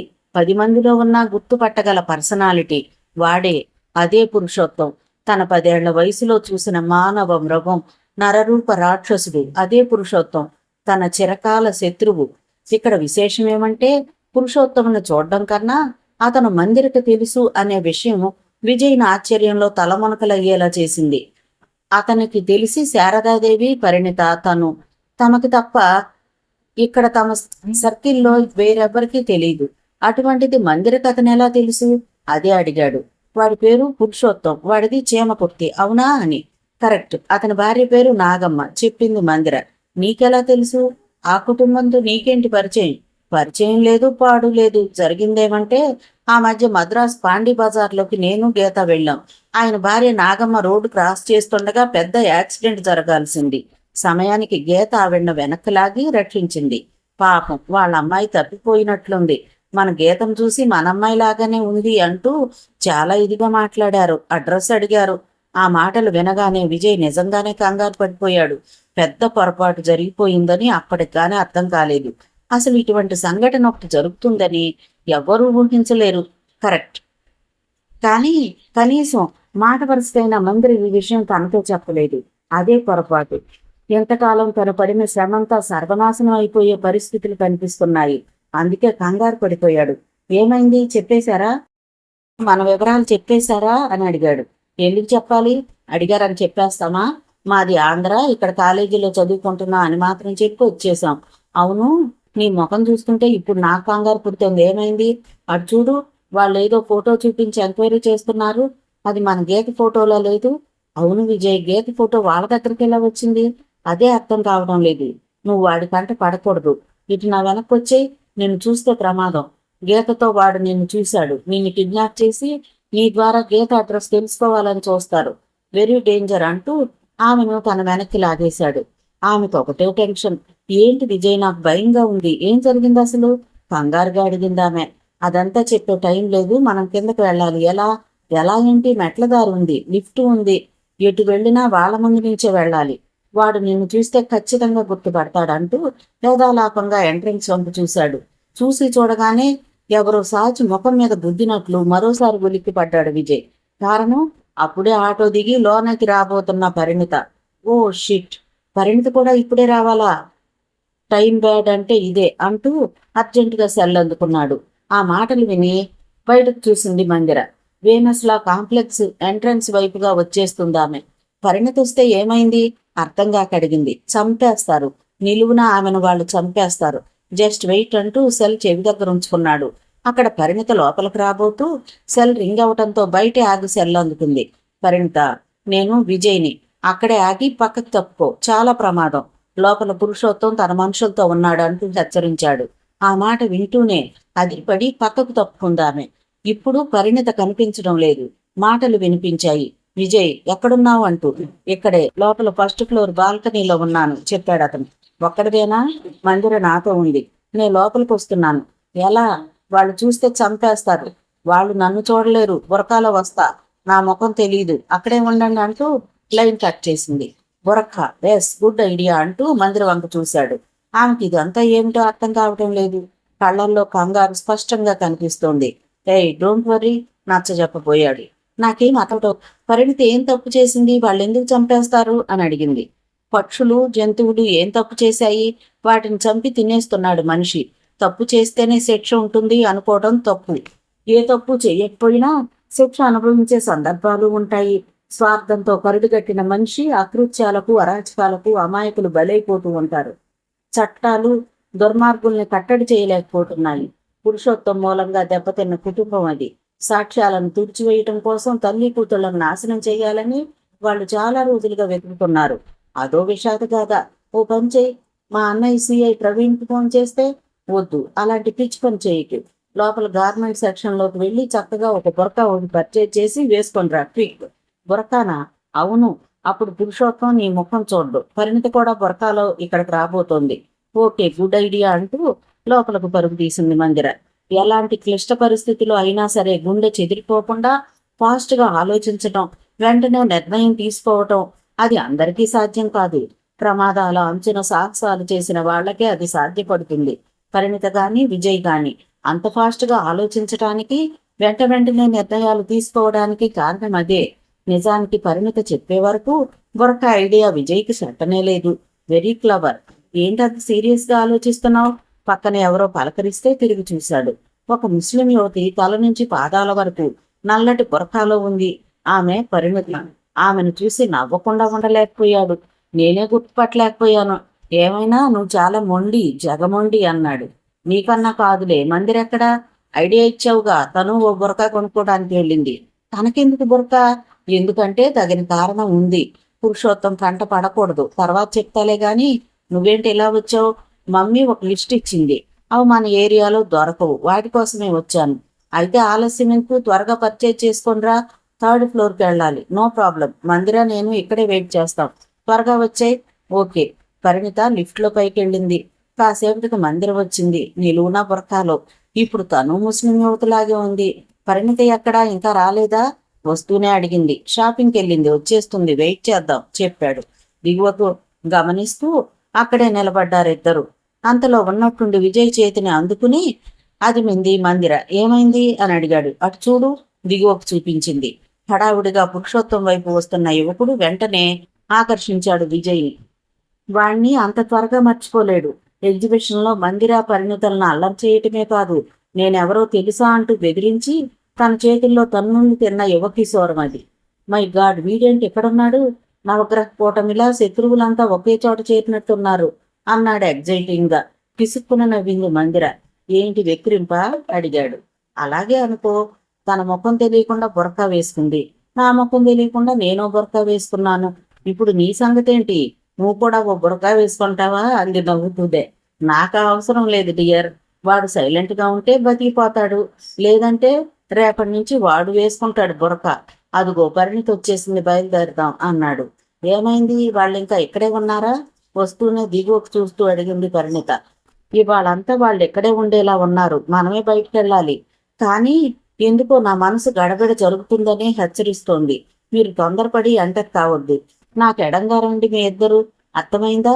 హెచ్చరించాడు. బుద్ధిమంతులైన స్కూల్ పిల్లల్లా తలూపారు అమ్మాయిలిద్దరు. తను ముందుగా బయలుదేరాడు విజయ్. మెట్ల వెంట దిగి కిందకొచ్చాడు. పురుషోత్తం అంత దూరంలో నిలబడ్డాడు. ఎగ్జిబిషన్లో తన్నులు తిన్న యువకుడు, మరో ఇద్దరు అతని సమీపంలో నిలబడున్నారు. మిగిలిన వాళ్ళు వచ్చే పోయే వాళ్ళని ఎంక్వైరీ చేస్తున్నారు. లావుగా దుక్కలా ఉన్న ఒక వ్యక్తి విజయ్ని యగాదిగా చూస్తూ దగ్గరకు వస్తూ, హలో బ్రదర్, మాట అంటూ పిలిచాడు. అతనికి సుమారు 50 సంవత్సరాల వయసు ఉంటుంది. మల్లెపువ్వు లాంటి తెల్లని ప్యాంటు షర్టు ధరించి నీట్గా ఉన్నాడు మనిషి. ఎస్ అంటూ ఆగి అతని వంక చూశాడు విజయ్. ఈ ఫోటో ఓసారి చూడు, ఈ అమ్మాయిని ఎక్కడన్నా చూసావా అంటూ తన చేతిలో ఫోటోని విజయ్కి చూపించాడు అతను. అది గీత ఫోటోనే, డౌట్ లేదు. ఏది, ఫోటో సరిగ్గా చూడని అంటూ అందుకోబోయాడు. అతను ఫోటో ఇవ్వలేదు. చూడవయ్యా, చూసి చెప్పి చాలు అన్నాడు. ఎవరి అమ్మాయి? ఏమీ తెలియనట్టుగా అడిగాడు. అదిగో ఆయన పురుషోత్తం, వాళ్ళది చేమకుర్తి. ఆయన కూతురి అమ్మాయి తప్పిపోయింది. నీకు తెలిసుంటే ఎక్కడుందో చెప్పు. ఎంతకీ నువ్వెవరు? అంతవరకు ఆ వ్యక్తి పక్కన ఓపిగ్గా నిలబడి ఉన్నారు ఆకు రౌడీలిద్దరు. విజయ్ ప్రశ్నలు వింటూ ఇక సహించలేకపోయారు. అందులో ఒకడు కళ్ళార చేశాడు. అరే సాలే, తెలవదువే, కండ్లు రెండు నెత్తికొచ్చినయ్యా, సరిగా చూడువే అన్న శంకరన్న, గౌడి కూడా శంకరన్నవే అంటూ గొప్పగా బిల్డప్ ఇస్తూ అనౌన్స్ చేశాడు. గట్లనా మళ్ళా? నాకు తెలవదు గందా. మంచిగా చెప్పినవు సాలే, నోరు హద్దులో ఉంచుకో. ఇది గౌళి కూడా కాదు, చెంచల్ కూడా, చించేస్తా అంటూ కూల్గా వార్నింగ్ ఇచ్చాడు వాడికి. ఆ మాత్రానికే వాడు ప్లేరప్ అయిపోయాడు. ఏందన్నా వీడు మన ముందే నకరాలు పోతుండాడు, వేసేయనా అని అడిగాడు శంకరన్నని. అతను విసుగ్గా చూశాడు. నువ్వు ఆగరా, ఏం బాబు నీ పేరేంటి అని అడిగాడు విజయ్ని. నీ అంత ఫేమస్ పేరు కాదులే అన్నా, ఈ అమ్మాయిని నేను ఎక్కడా చూడలేదు. ఓకే, నాకు పనులున్నాయి వస్తానంటూ పోపోయాడు. షాపింగ్ కాంప్లెక్స్ అది, అక్కడ గొడవ పెట్టుకునే మూడ్లో లేడు శంకర్. పురుషోత్తంకి విశ్వాసమైన మనిషివాడు. హైదరాబాదులో పురుషోత్తం వెధవ పనులు చక్కబెట్టడంలో శంకర్ నమ్మకస్తుడు.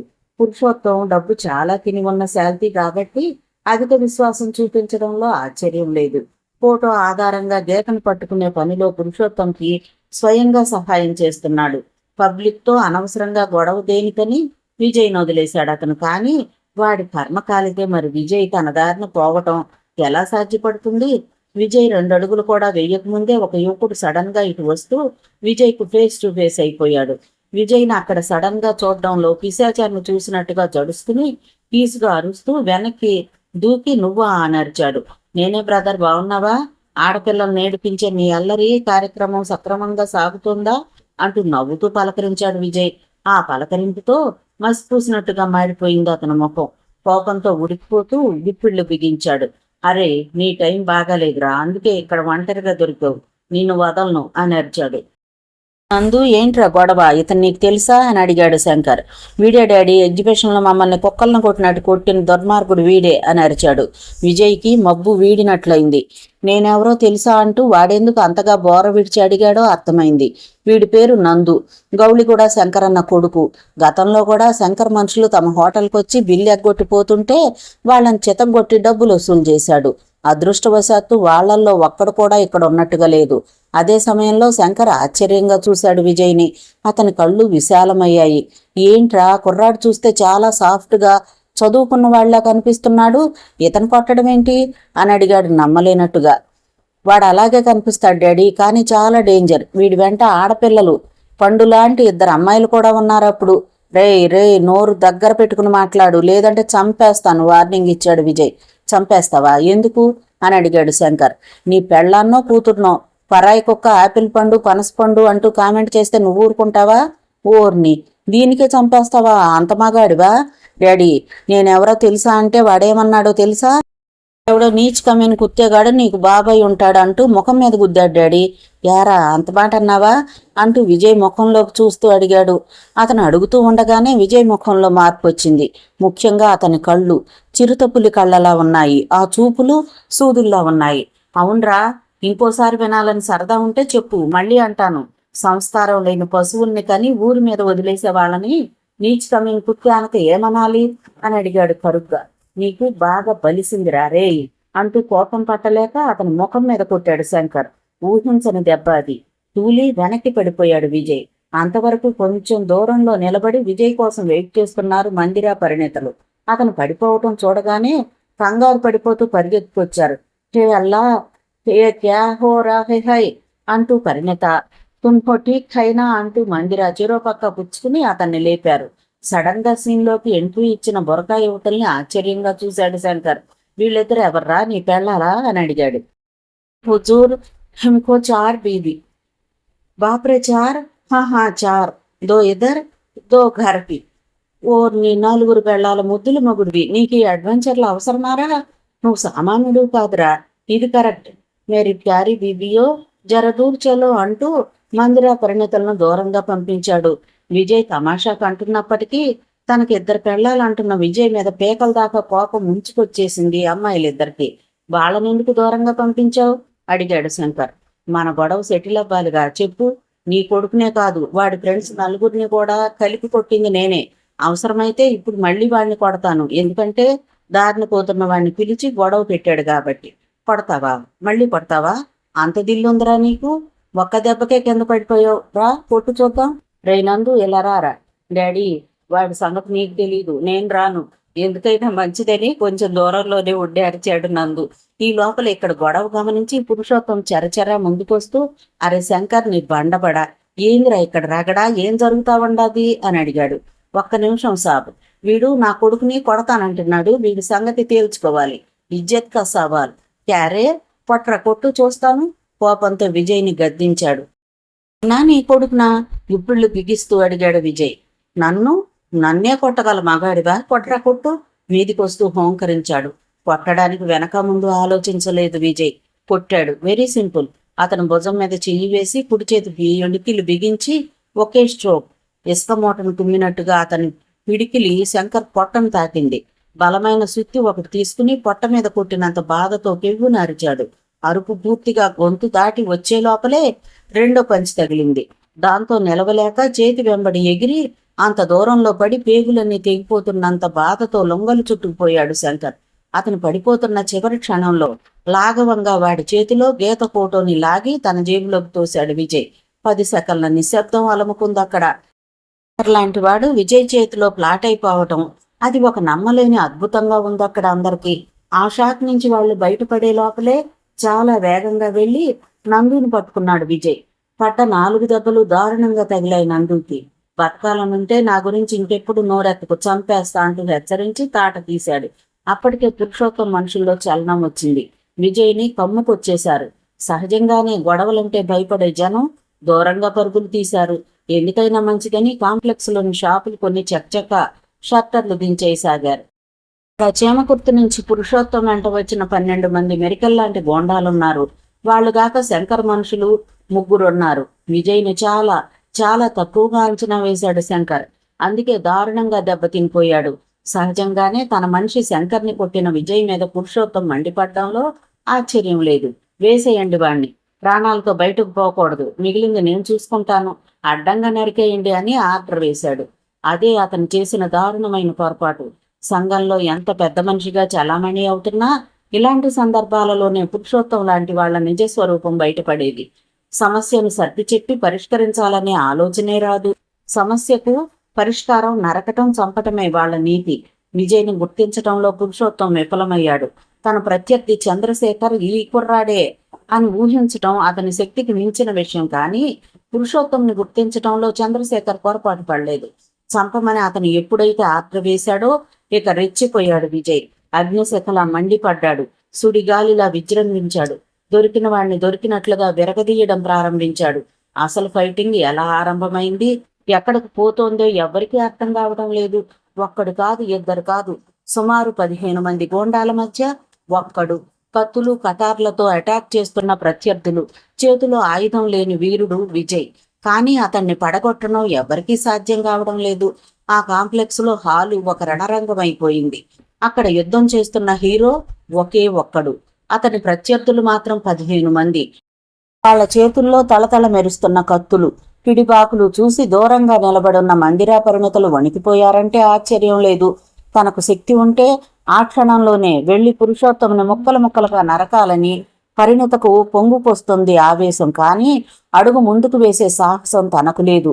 విజయ్ వాళ్ళందరి మధ్యన ఒక్కడే అయిపోయాడని యువతులిద్దరూ మొదట చాలా కంగారు పడ్డారు. కానీ చూస్తుండగానే విజయ్ ఏమిటో అర్థమైపోయింది. అప్పుడు ధైర్యం చిక్కింది. అతని పోరాటం తీరు చూసి అబ్బురంతో పాటు ప్రేక్షకులైపోయారా ఇద్దరు. అతని వేగం మెరుపు కన్నా వేగం, అతని చూపులు డేగ కన్నా వాడి, అతని బలం అనితరం. మార్షల్ ఆర్ట్స్ యోధుడు విజయ్. కొట్టే దెబ్బలు ఏ స్టైల్లో కూడా ప్రత్యర్థులకు అంతుపట్టని వేగం. సుడిగాలిలా తిరుగుతూ గిరికీలు కొడుతూ ప్రత్యర్థుల ఆయుధాల నుంచి వెంట్రుకవాసులో తప్పించుకుంటూనే చావు దెబ్బతీస్తున్నాడు. అతని చెయ్యి గాని పాదం గాని తాకినవాడు అంతే, పడ్డవాడు తిరిగి లేవటం లేదు. కేవలం 5 నిమిషాల్లోనే ఫైటింగ్ని ఎండ్కి తీసుకొచ్చేశాడు విజయ్. కరెంట్ షాక్ తిన్నట్టుగా గోండాలు నేల మీద పడి పొర్లిగింతలు పెడుతూ ఆర్తనాదాలు చేస్తున్నారు.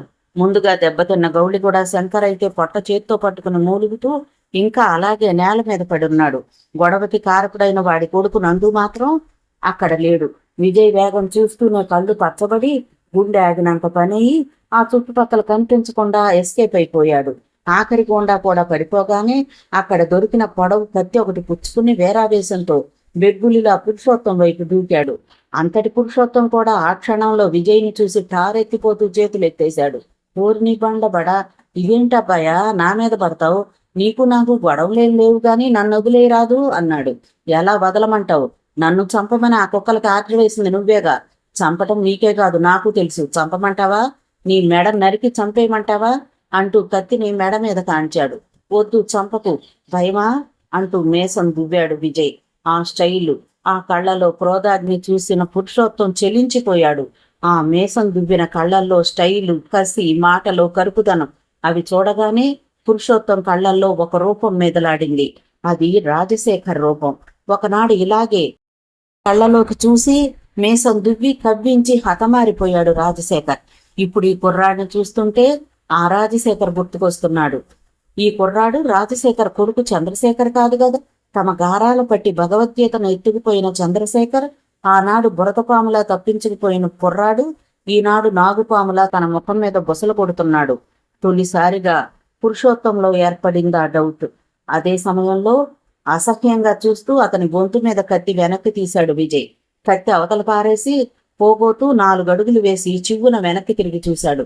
వెళ్ళిపో, బ్రతకాలనుంటే వెంటనే హైదరాబాద్ వదిలి చీమకుర్తి సీమకు పారిపో. ఎందుకంటే నా మనసు ఎప్పుడు మారిపోతుందో చెప్పలేను. మరోసారి సిటీలో నువ్వు కనపడితే ఈసారి మాటలతో నిన్ను వదలను. నరికేస్తాను, నిలువున నరికేస్తాను. నీ డబ్బు, అధికారం, చట్టం ఏవి నన్ను ఆపలేవు. అర్థమైందా? అర్థం చేసుకుంటే మంచిది అంటూ కటువుగా హెచ్చరించి అవతల అమ్మాయిలిద్దరికి సైకిల్ వేసి బయటకు అడుగులు వేశాడు. వేగంగా అతన్ని అనుసరించి బయటికి వెళ్ళిపోయారు మందిరా పరిణితులు. వాళ్ళు వెళ్ళిపోయిన 2వ నిమిషంలో గాని ఆ షాక్ నుంచి పురుషోత్తం కోలుకోలేకపోయాడు. చుట్టూ జనం. ఏం జరిగింది, ఏం జరుగుతోంది అర్థం కాక బొమ్మల్లా నిలబడి చూస్తూనే ఉన్నారు. బైక్ వేగంగా పరుగులు తీస్తోంది. అతని వెనుక మందిర, ఆమె వెనుక పరిణితులు ముగ్గురు ఒకే బైక్ మీద ప్రయాణం చేస్తున్నారు. కాంప్లెక్స్ దగ్గర బయలుదేరినప్పటి నుంచి ఒక్క మాట కూడా మాట్లాడుకోలేదు. అసలే కోపంలో ఉన్నాడు. ఏమంటే ఎలా రియాక్ట్ అవుతాడననే భయంతో సైలెంట్ గానే ఉండిపోయారు ఆ యువతలిద్దరు. విజయ్ కూడా సీరియస్ గానే బైక్ పోనిచ్చాడు. 20 నిమిషాల ప్రయాణం తర్వాత ఒక ఫోటో స్టూడియో ముందు బైక్ నాపాడు విజయ్. వెయిట్ ఏ మినిట్, ఇప్పుడే వచ్చేస్తానంటూ వాళ్ళ సమాధానం కోసం ఎదురు చూడకుండా చకచకా మెట్లెక్కి స్టూడియోలోకి ఎంటర్ అయ్యాడు. ఈ విజయ్ బెస్ట్ ఫ్రెండ్ చందుకి చెందిన ఫోటో స్టూడియో. లక్కీగా ఆ టైంలో చందు లోపలే ఉన్నాడు. విజయ్ని చూడగానే సంతోషంతో ఉక్కిరిబిక్కిరయ్యాడు. వాట్ ఏ సర్ప్రైజ్ విజయ్, చాలా రోజుల తర్వాత నేను గుర్తొచ్చాను. Very happy. ఏం తీసుకుంటావు? హాట్గా ఏమైనా అలవాటైందా లేక ఇంకా కూల్గా కూల్ డ్రింక్స్ ఏనా అని అడిగాడు. ఏం వద్దురా, ఓ ముఖ్యమైన పని మీద వచ్చాను. ఈ ఫోటో చూడు అంటూ జేబులోంచి గీత ఫోటో తీసి చందు చేతికిచ్చాడు విజయ్. ఫోటోను అటు ఇటు తిప్పి చూసి నొసలు విరిచాడు చందు. ఇందులో విశేషం ఏముంది? ఇది మీ సిస్టర్ గీత ఫోటో కదా అడిగాడు. అది కరెక్టే, ఇది గీత ఫోటో, కానీ ఈ ఫోటో గీత దిగింది కాదు. వాట్? ఆశ్చర్యపడుతూ ఈ ఫోటోని నీ పరిజ్ఞానంతో పరీక్షించి ఇది ఒరిజినల్ ఫోటోనా లేక మరే విధంగానైనా ఈ ఫోటోను రూపొందించారా? ఈ ఫోటో మిస్టరీ నువ్వైతే ఖచ్చితంగా తీరుస్తావని నీ దగ్గరకు వచ్చాను. ఎంత టైం కావాలి? యారా, నా బుర్రకు పని చెప్పాలనే వచ్చావా నువ్వు? కనీసం 1 గంట అయినా టైం కావాలి అన్నాడు చందు. తీసుకో, 1 గంట తర్వాత వస్తానంటూ లేచాడు విజయ్. అది కాదురా, అసలు ఈ ఫోటో ఏంటి, దీని మిస్టరీ ఏంటి, వివరాలేమి చెప్పవా? ఇప్పుడు అవేవి అడక్కు, తీరిగ్గా మరోసారి వచ్చి చెప్తానులే, ముందు పని చూడు అంటూ వెళ్ళినంత వేగంగాను చకచకా కిందికి వచ్చేశాడు విజయ్. మందిరా పరిణితులు బైక్ దగ్గరే నిలబడి ఉన్నారు. ఇక్కడ కొంచెం పని ఉంది నాకు, మీ ఇద్దరు ఆటోలో ఇంటికి వెళ్ళిపోతారా అని అడిగాడు. అతని మాటలకి మందిర మండిపడింది. ఈ మాట అక్కడే చెప్తే ఆటోలోనే వెళ్ళిపోయే వాళ్ళంగా ఎంత దూరం తీసుకొచ్చి ఆటోలో వెళ్ళమంటావేంటి? ముందు ఈ బురకాలు ఉంచుకోవాలో తీసేయాలో చెప్పు. అలవాట్లతో ఒకటే ఒక్కపోతగా ఉంది అంది. నాకు ఆకలిగా ఉంది అంది పరిణిత. ఓకే, బురకాలు తీసేయొచ్చు, ఆకలి తీర్చుకోవచ్చు. దగ్గరలోనే హోటల్ ఉంది, అటు పోదాం రండి. అవును, అంత కష్టపడి అంతమందిని తన్ని మీ ఇద్దరిని సేఫ్గా బయటికి తీసుకొచ్చాను కదా, కనీసం థ్యాంక్స్ అయినా చెప్పాలని కూడా తోచలేదా మీకు? బైక్ అక్కడే వదిలి రోడ్డు మీదకు దారి తీస్తూ అడిగాడు. అతను సాధారణ మూడ్లోకి వచ్చేశాడని గ్రహించి అమ్మాయిలిద్దరూ తేలిగ్గా ఊపిరి తీసుకున్నారు. థ్యాంక్స్ ఎందుకు చెప్పాలి? మీ డ్యూటీ కదా అంది గడుసుగా మందిర. డ్యూటీనా? హలో, నేను మీ బాడీ గార్డ్ని అనుకుంటున్నారా అని అడిగాడు. నేను అనుకోవటం లేదు అంది మందిర. అభిప్రాయం మాత్రమే అంటూ సవరించింది పరిణిత. అభిప్రాయం ఏమిటి, ఉన్నమాటే.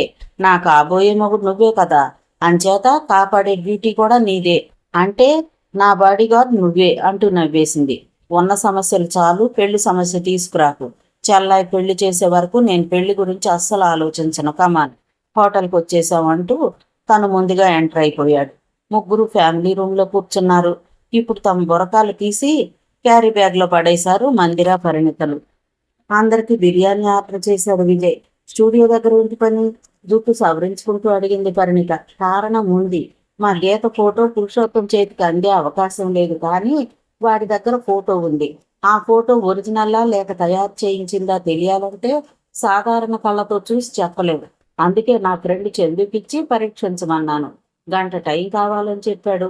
గంట ఆగి వెళ్ళొచ్చు, నో ప్రాబ్లం. కానీ నాకు డౌట్ అంది మందిర. అడుగు. నువ్వు ఫైటింగ్ సినిమాలు ఎక్కువగా చూస్తుంటావా? ఫైటింగ్ల కోసం నేను సినిమాలు చూడను. చూసిన సినిమాలో ఫైటింగ్లు ఉంటే అది నా తప్పు కాదు. నా జీవితానికి ఫైటింగ్ అవసరమని నేర్చుకున్నాను. ఆ అవసరం దేనికో మీరు చూశారు కదా. చూడటమా? బాప్రే, ఆ సీన్ తలుచుకుంటే నాకు ఒళ్ళు జల్లుమంటోంది. నిజంగా నువ్వు కత్తి కొడితే వాళ్ళందరినీ 2 నిమిషాల్లో ఖతం చేస్తావనిపించింది అంది ఎగ్జైటింగ్ గా పరిణిత. అది నిజమే. ఆవేశంలో నరికేసినా నరికేస్తాను, అందుకే కత్తి ముట్టుకోను. మాట్లాడుతూ ఉండగానే ఆర్డర్ చేసిన బిర్యానీ టేబుల్ మీదకి వచ్చింది. సైలెంట్ గా భోజనం చేయడం ప్రారంభించారు. అవును, గీత ఉదయం ఫోన్ చేసిందా అట్టుండి అడిగింది మందిర. ఆ ప్రశ్న వింటూనే ఏదో గుర్తుకొచ్చినట్లుగా ఉలిక్కి పడ్డాడు విజయ్. అవును, అసలు ఆ విషయమే మర్చిపోయాడు. చెన్నై పాండీ బజార్లో మందిరతో పాటు గీతను పురుషోత్తం చూశాడు. ఫోటో ఆధారంగా గీత కోసం ఇక్కడ గాలిస్తున్నట్లే అక్కడ చెన్నైలో కూడా వెతకటం లేదని గ్యారంటీ ఏంటి? మంత్రికి సమాధానం ఇవ్వకుండా ఎడం చేత్తో సెల్లందుకుని గీత సెల్కి ఫోన్ చేశాడు. లక్కీగా వెంటనే లైన్లోకి వచ్చింది ఆమె. అన్నయ్య, ఏమిట్రా ఈ టైంలో ఫోన్ చేశావు? అంతా ఓకే కదా? కంగారుగా అడిగింది. ఓకే ఓకే, డబుల్ ఓకే, అంతా బాగానే ఉన్నాం. అనవసరంగా కంగారు పడక చెల్లా, ఎందుకో ఫోన్ చేయాలనిపించింది అంతే నవ్వుతూ చెప్పాడు. లేదు, ఉత్తినే నువ్వు ఫోన్ చేయవు, ఏదో జరిగింది చెప్పు. నథింగ్, విశేషాలు ఏమీ లేవు, కానీ అక్కడ విషయాలు చెప్పు. ఎలా చదువుతున్నావు? బాగా చదువుతున్నాను. చూస్తుండన్నయ్య, నీకు తగ్గ చెల్లెల్ని అనిపించుకుంటాను. That is my sister. Tour ఎలా జరిగింది? హ్యాపీయా? సూపర్. మా కాలేజీ అమ్మాయిలంతా బాగా ఎంజాయ్ చేసాం. చాలాసార్లు అనుకున్నాం అన్నయ్య కూడా వస్తే బాగుండేది అని. మీరు టూర్లో ఉన్నప్పుడు కాలేజీ దగ్గర ఏమైనా విశేషం జరిగిందా? ఎందుకలా అడిగావు? అవును, ఓ తమాషా విషయం. ఎవరో కొందరు వ్యక్తులు ఒక ఫోటో పట్టుకుని కాలేజీల వెంట ఫోటోలోని అమ్మాయి కోసం ఎంక్వైరీలు చేశారట. తమాషా ఏంటంటే ఫోటోలో అమ్మాయి నాలాగే ఉందట. వాళ్ళెవరో గాని మేము టూర్ నుంచి వచ్చాక మా కాలేజీ వైపు రాలేదు. తన డౌట్ నిజమైంది. పురుషోత్తం క్రిమినల్ మైండ్ చాలా వేగంగా పనిచేస్తోంది. అదృష్టం కొద్దీ ఆ టైంలో గీత టూర్లో ఉండటం మంచిదైంది. తప్పించుకుంది. కానీ మరోసారి వాళ్ళు ఆ కాలేజీకి వెళ్లరని గ్యారంటీ లేదు. చూడమ్మా, ఈ విషయం నాకు ఇంత క్రితమే తెలిసింది. అందుకే ఫోన్ చేశాను. ఎందుకైనా మంచిది, నువ్వు కొంచెం జాగ్రత్తగా ఉండాలి హెచ్చరించాడు. ఏంటన్నయ్య, మనకు శత్రువులు ఎవరున్నారు? వాళ్ళు వెతుకుంది నా కోసమేనంటావా? నీలాంటి మరో అమ్మాయి కోసం. కానీ నువ్వు అనుకున్న వాళ్ళు నీ వెంట పడే అవకాశం ఉంది కదా. అనవసరంగా రిస్క్ తీసుకోవడం దేనికి? పరీక్షలై భద్రంగా నువ్వు ఇంటికి వచ్చే వరకు జాగ్రత్తగా ఉండాలి. బయట తిరగొద్దు. ఏదన్నా ఇబ్బంది కలిగితే వెంటనే నాకు ఫోన్ చేయడం మర్చిపోవద్దు.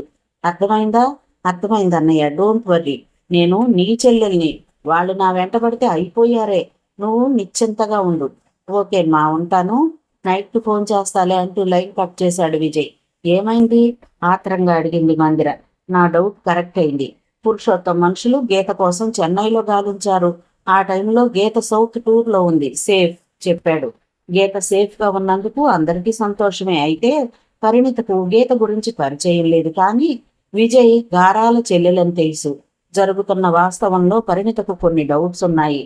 అలాగే మందిరకు చాలా డౌట్లున్నాయి. కానీ డీప్గా అడిగే ధైర్యం లేదు. అది అడిగే చోటు కూడా కాదు. అందుకే తమ డౌట్స్ని ఇద్దరు బయటపెట్టలేదు. బిర్యానీ తీసుకుని కాఫీ తాగి అంతా ఫోటో స్టూడియోకి చేరుకునేసరికి 30 గంట పట్టింది.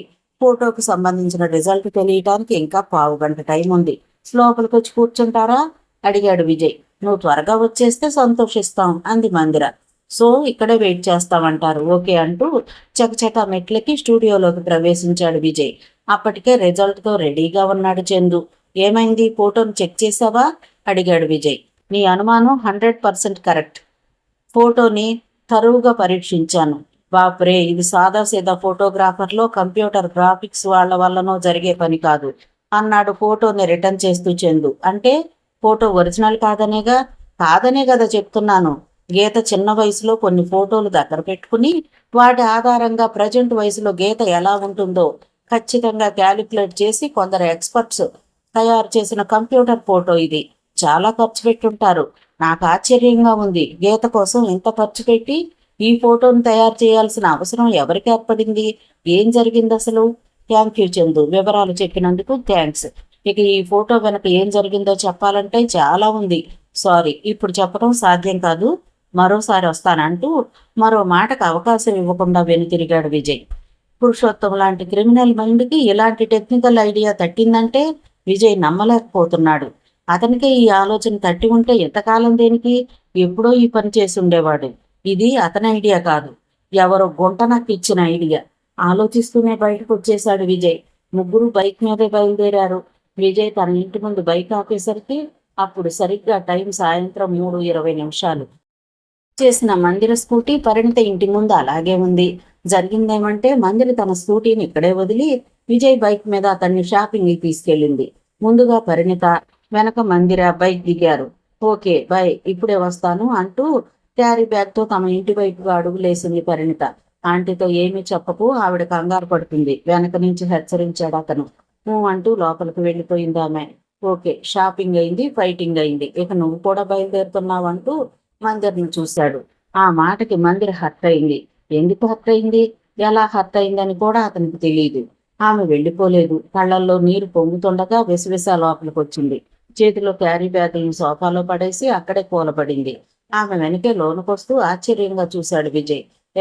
ఇప్పుడు ఏమైందని అడిగాడు. వదులుగా వెక్కి పడి కళ్ళు తుడుచుకుంటోంది ఆమె. ఇక ఆమెను పరామర్శించలేదు విజయ్. పెద్దలు ఊరికే అనలేదు. ఆకాశంలో పక్షిని కొట్టొచ్చట, నీటిలో చేపను పట్టొచ్చట, కానీ అమ్మాయి మనసులో ఏముందో తెలుసుకోవటం కష్టమట. అది కరెక్ట్ అని నిన్ను చూస్తే అర్థమవుతుంది. ఊరికే వస్తున్నాయని కన్నీళ్లు పెట్టుకోకు, నేనేదో అన్నానని అమ్మ నన్ను తిడుతుందంటూ తన గదిలోకి వెళ్ళిపోయాడు. వెళ్ళి డోర్ వేయటానికి ఇలా వెనుతిరిగాడో లేదో అలా డోర్లో ఎదురుగా నిలబడి కనిపించింది ఆమె. కోపంతో బొగ్గలు ఎర్రబారాయి. నా ఏడుపు తెలుస్తుంది గాని నువ్వు చేస్తోంది బాగుందా అంటూ నిలదీసింది. నేనేం చేశాను? ఏం చేసావా? నీకు తెలీదా? నువ్వు చెప్పందే ఎలా తెలుస్తుంది? నన్ను పరాయిదాన్నిగా చేస్తున్నావు, శత్రువుగా చూస్తున్నావు. ఇదిగో అబద్ధాలు చెప్పకు, నేను ఆ మాట అనలేదు. నోటితో చెప్పాలా ఏంటి? చేతల్లో చూపిస్తున్నావుగా. నా నుంచి నిజాలు దాచిపెడుతున్నావు, అది చాలదా? అవి నీకు అవసరమా? అవసరం లేదని అనుకుంటున్నావా? చెప్పు విజయ్, ఒక్కటి కాదు రెండు కాదు, నా బుర్ర పగిలిపోయేలా ఉంది. ఇన్ని షాకింగ్ వార్తలు విని ఎలా తట్టుకోగలను అనుకుంటున్నావు? సుబ్బమ్మ గారు మీ తల్లి కాదని తెలిసింది. గీత కోసం పురుషోత్తం గాలిస్తున్నాడు. నువ్వు నా కూతురువే అంటూ గీతను చూసి నాగమ్మ బాధపడటం చూశాను. ఒకవేళ గీత పురుషోత్తం కూతురైతే మరి నువ్వెవరు? అతని మెడ మీద నువ్వు కత్తి పెట్టినప్పుడు నీ కళ్ళల్లో కోపం కసి చూసి ఎక్కడ నువ్వు వాడిని చంపేస్తావోనని భయంతో వణికిపోయాను. ఎందుకు? నీలో అంత ఆవేశాన్ని ఎప్పుడూ చూడలేదు నేను.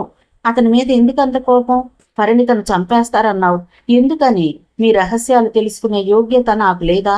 నాతో చెప్పాలి అనిపించడం లేదా అంటూ నిలదీసింది మందిర.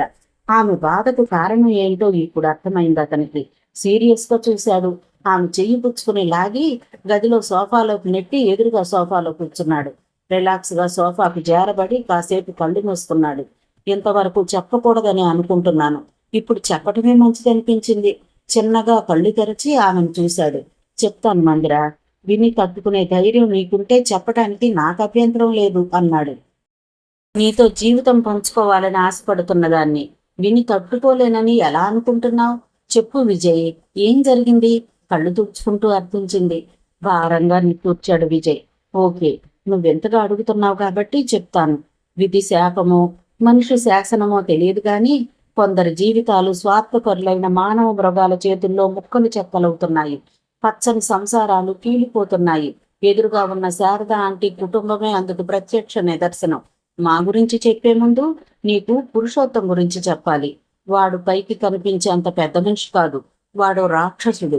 మనుషుల్ని మృగాల్లా నరికి చంపే కిరాతకుడు. తన స్వార్థం కోసం ఎందరినైనా చంపగల పాషాణ హృదయం వాడిది. రైతుల భూములను కబ్జా చేసి అక్రమంగా గ్రానైట్ త్రవ్వకాలు జరిపి కోట్లు గడించాడు. తన పనులకు అడ్డం పడే వాళ్ళని ఖతం చేయడానికి కిరాయి కొండాలను పెంచి పోషించాడు. పేద రైతులకు భూమి లేకుండా చేసి వాళ్ల పొలాల్లో వాళ్లనే గ్రానైట్ కూలీలుగా మార్చాడు. వాడి అక్రమాలని బయటపెట్టి రైతులకు అండగా నిలవాలని వచ్చిన అధికారులను భయపెట్టి చంపి తన మార్గాన్ని నిరాటంకంగా చేసుకుంటూ వస్తున్నాడు. సమీపంలో ఎదురింటి శారద ఆంటీ భర్త ఆ ప్రాంతానికి మైనింగ్ ఆఫీసర్గా వచ్చాడు. నీతి నిజాయితీ గల మురళీధర్కి పరిణిత కూతురు, మధుబాబు కొడుకు. శారదాదేవి మురళీధర్లు అన్యోన్యమైన జంట. మురళీధర్ నీతికి నిలబడి పురుషోత్తం అక్రమాలని బయటకు తవ్వటం ఆరంభించాడు. డబ్బుకు లొంగలేదు, భయపెడితే బెదిరిపోలేదు. దాంతో ఆ దుర్మార్గుడు అదును చూసి దెబ్బతీశాడు. కుటుంబాన్ని లేపేయడానికి ఇంటి మీద దాడి చేశాడు. ఆ దాడిలో మురళీధర్ ఇంటర్ చదువుతున్న కొడుకు మధుబాబుని ఇద్దరిని దారుణంగా చంపేశాడు. సమయానికి పరిణిత తల్లిని తీసుకుని పారిపోగలిగింది. సాక్ష్యాలు మిగలకూడదని తన మనుషుల్ని తరిమాడు పురుషోత్తం. ప్రాణాలు అరచేతుల్లో పెట్టుకుని 10 రోజులు ఆ ప్రాంతాల్లోనే దాక్కున్న వాళ్ళిద్దరూ ఎలాగో తప్పించుకుని వచ్చి రైలెక్కారు. అదే రైల్లో ఆ రోజు మద్రాసు నుంచి నేను తిరిగి వస్తున్నాను. రైల్లో ఆ ఇద్దరిని గోండాల నుంచి కాపాడగలిగాను. వాళ్ళు తెనాల్లో దిగిపోయారట, నాకు తెలీదు. పురుషోత్తం సంగతి తెలిసి బంధువులెవరూ వాళ్ళని దగ్గరకు చేరదీయలేదు. దాంతో వాళ్ళిద్దరూ ఇక్కడికి వచ్చేశారు. అనుకోకుండా మా ఇంటి ముందే అద్దెకి దిగారు. భర్తను కొడుకును పోగొట్టుకుని ఉన్న ఒక్క కూతురి భవిష్యత్తు ఏమిటో తెలియక ఆ తల్లి పడే వేదన ఆ దేవుడికే తెలియాలి. ఆ మానసిక ఒత్తిడి కారణంగానే ఆ రోజు గుండెపోటు వచ్చి ఆసుపత్రి పాలైంది. తన తండ్రిని తమ్ముణ్ణి పురుషోత్తం చంపుతుండగా తీసిన ఫోటోలు పరిణిత్ దగ్గరున్నాయి. ఆ ఫోటోల ఆధారంగా కోర్టుకెళ్లినా పురుషోత్తం పలుకుబడి ముందు మోసపోవడం తప్ప ప్రయోజనం ఉండదని నేనే వద్దని చెప్పాను. కానీ ఆ ఫోటోల కారణంగా కనిపిస్తే వీళ్ళిద్దరిని చంపి రమ్మని పురుషోత్తం అంపకం చేసిన మనుషులు ఇక్కడ కూడా వచ్చారు. ఇది ఆ కుటుంబానికి చెందిన విషాద గాథ అంటూ కాసేపు చెప్పటం ఆపాడు విజయ్. ఆశ్చర్యంతో చూస్తోంది మందిర. పరిణిత తండ్రి తమ్ముడు హత్యకు గురయ్యారని తెలిసి ఆమె మనసు మోగపోయింది. పురుషోత్తం ఆమెను ఎందుకు చంపేస్తాడో ఇప్పుడు అర్థమైంది. నీ గురించి చెప్పు, గీత గురించి నీ గురించి అని అడిగింది. గీత నా చెల్లెలు కాదు, కూల్గా చెప్పాడు. నిజంగానే షాక్ అయింది మందిర. నమ్మలేనట్లుగా చూసింది. అంతగా ఆశ్చర్యపోకు, ఇది నిజం. గీత నా సొంత చెల్లెలు కాదు. ఆమె నా శత్రువు పురుషోత్తం కూతురు. గీతకు తెలుసా ఈ విషయం? గీతకు తెలుసా? తెలీదు. గతం ఇప్పుడు తనకి గుర్తు లేదు. పొరపాటును కూడా ఈ విషయం నువ్వు గీతకు చెప్పవనే నమ్మకంతోనే నీతో చెప్తున్నాను. చెప్పను విజయ్, నేనుగా ఎప్పుడూ చెప్పను. నన్ను నమ్ము. I promise you. Thank you. ఇంతకీ నువ్వెవరు? అనాథని. విజయ్ ప్లీజ్. అవును మందిరా, ఒప్పుకు తీరాల్సిన నిజం ఇది. నా అంటూ బంధువులు ఎవ్వరూ లేని అనాథను. నా పేరు విజయశేఖర్ కాదు. నా అసలు పేరు చంద్రశేఖర్. నా తండ్రి పేరు రాజశేఖర్. నా తల్లి సరస్వతి. నందనవనం లాంటి మా కుటుంబాన్ని పురుషోత్తం నాశనం చేశాడు. అమ్మా నాన్నలను పోగొట్టుకుని అనాథనయ్యాను. 1985 సంవత్సరం. అప్పటికి నా వయసు 10 ఏళ్ళు. అష్టైశ్వర్యాల్లో పుట్టిన నన్ను అనాథన చేసిన సంవత్సరం అది. మమ్మీకి డాడీకి నేనంటే ప్రాణం. కాన్వెంట్లో అన్ని ఫస్ట్ ర్యాంకులు తీసేవాడిని. జీవితం చిన్న వయసులోనే నన్ను కష్టాల్లోకి నెట్టేసింది. మా సొంత ఊరు చీమకుర్తి. మా డాడీ మైనింగ్ ఆఫీసర్. ఊళ్ళో మాకు బంధువర్గ బలం ఉంది. అయినా 10 ఏళ్ల పాటు డాడీ బయట ప్రాంతాల్లోనే ఉద్యోగం చేశారు. పురుషోత్తం లాంటి మృగాన్ని కట్టడి చేయటానికి సరైన ఆఫీసర్ అవసరమని కొందరు కోరటంతో డాడీని చీమకుర్తికి బదిలీ చేశారు. అలా మా కుటుంబం తిరిగి సొంత ఊరికి, సొంత ఇంటికి చేరుకుంది. డాడీకి రోషం ఎక్కువ, ఆత్మాభిమానం ఎక్కువ. నీతి నిజాయితీలకు ప్రాణం ఇచ్చే మనిషి. ఎవ్వరికి లొంగని భయపడని మనస్తత్వం. ఎదురుపడితే 10 మందినైనా వట్టి చేతులతో మట్టి కరిపించగల వీర సింహం. అందుకే పురుషోత్తం డాడీ మీద కత్తిగట్టాడు. నిజాలు సేకరించి తనకు వ్యతిరేకంగా రిపోర్ట్ ఫైల్ తయారు చేస్తున్నాడని తెలిసి భయపడ్డాడు. ఓ రోజు రాత్రి నెల్లూరు నుంచి డాడీ మా బంధువులు 4 జీపులో చీమకుర్తికి తిరిగి వస్తుండగా తన మనుషులతో దారి కాసి నరికి చంపేశాడు. ఆ ఘోరం చేసింది పురుషోత్తమని ఊరందరికీ తెలుసు, కానీ సాక్ష్యం లేదు. తన జోలికి వస్తే మమ్మీని నన్ను కూడా అంతం చేస్తానంటూ వాడు ఊరి జనాన్ని హెచ్చరించాడు. మా బంధువర్గం మాకు రెయ్యింబవుళ్ళు కాపలా ఉన్నారు. అంతేకాదు పురుషోత్తంని, వాడి కుటుంబాన్ని, వాడి మనుషుల్ని అందరినీ చంపడానికి మా వాళ్ళంతా పథక రచన చేసి రహస్యంగా సమాయత్తమవుతున్నారు. డాడీ కోసం మమ్మీ ఎంతగా ఏడ్చిందో నాకు తెలుసు. తన మూలంగా ఊరు రక్తపాతం కావటం మమ్మీకి ఇష్టం లేదు. అందుకే ఓ రాత్రి ఎవ్వరికీ తెలియకుండా నన్ను తీసుకుని పురుషోత్తం ఇంటికి వెళ్ళింది. ఇక రక్తపాతం వద్దు, నా బిడ్డతో దూరంగా వెళ్ళిపోయి బ్రతుకుతాను, ఏర్పాటు చెయ్యి. డబ్బు సాయం అక్కర్లేదు. ఊరి జనం చూడకముందే మమ్మల్ని దూరంగా పంపించు అని అడిగింది. కానీ శత్రుశేషం మిగిలుండకూడదని ఆశించే ఆ దుర్మార్గుడు నిర్దాక్షిణ్యంగా నా తల్లిని కత్తితో నా కళ్ళ ముందే పొడి చేశాడు. అమ్మ నెత్తురు మడుగులో కింద పడిపోతూ కూడా నా క్షేమాన్నే ఆశించింది. పారిపోమ్మని సలహా ఇచ్చింది. నన్ను కూడా చంపమని తన మనుషులకు ఆర్డర్ వేశాడు వాడు. నేను బయటకు పారిపోయే ప్రయత్నంలో ఉన్నాను. సరిగ్గా అప్పుడే పురుషోత్తం కూతురు 5 ఏళ్ల వయసున్న పాప భగవద్గీత ఆడుకుంటూ బయటుంది.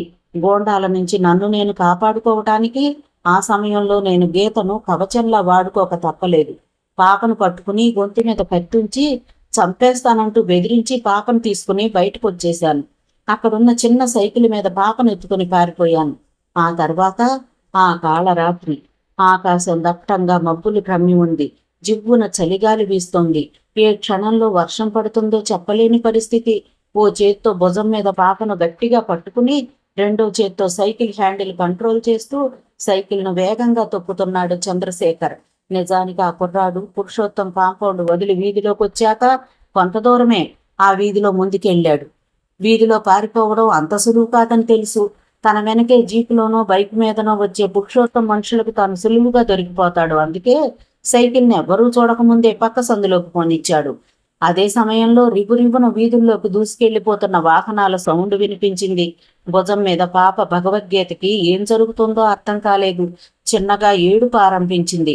కిందకు దించమని గొడవ చేయటం ప్రారంభించింది. అప్పటికి అటు తిరిగి ఇటు తిరిగి ఊరు చివరకు వచ్చేశాడు. అక్కడికి సమీపంలోనే ఉంది ఒంగోలు వెళ్లే మెయిన్ రోడ్డు. తను ఆ రోడ్డు వెంట ప్రయాణించడం చాలా ప్రమాదం.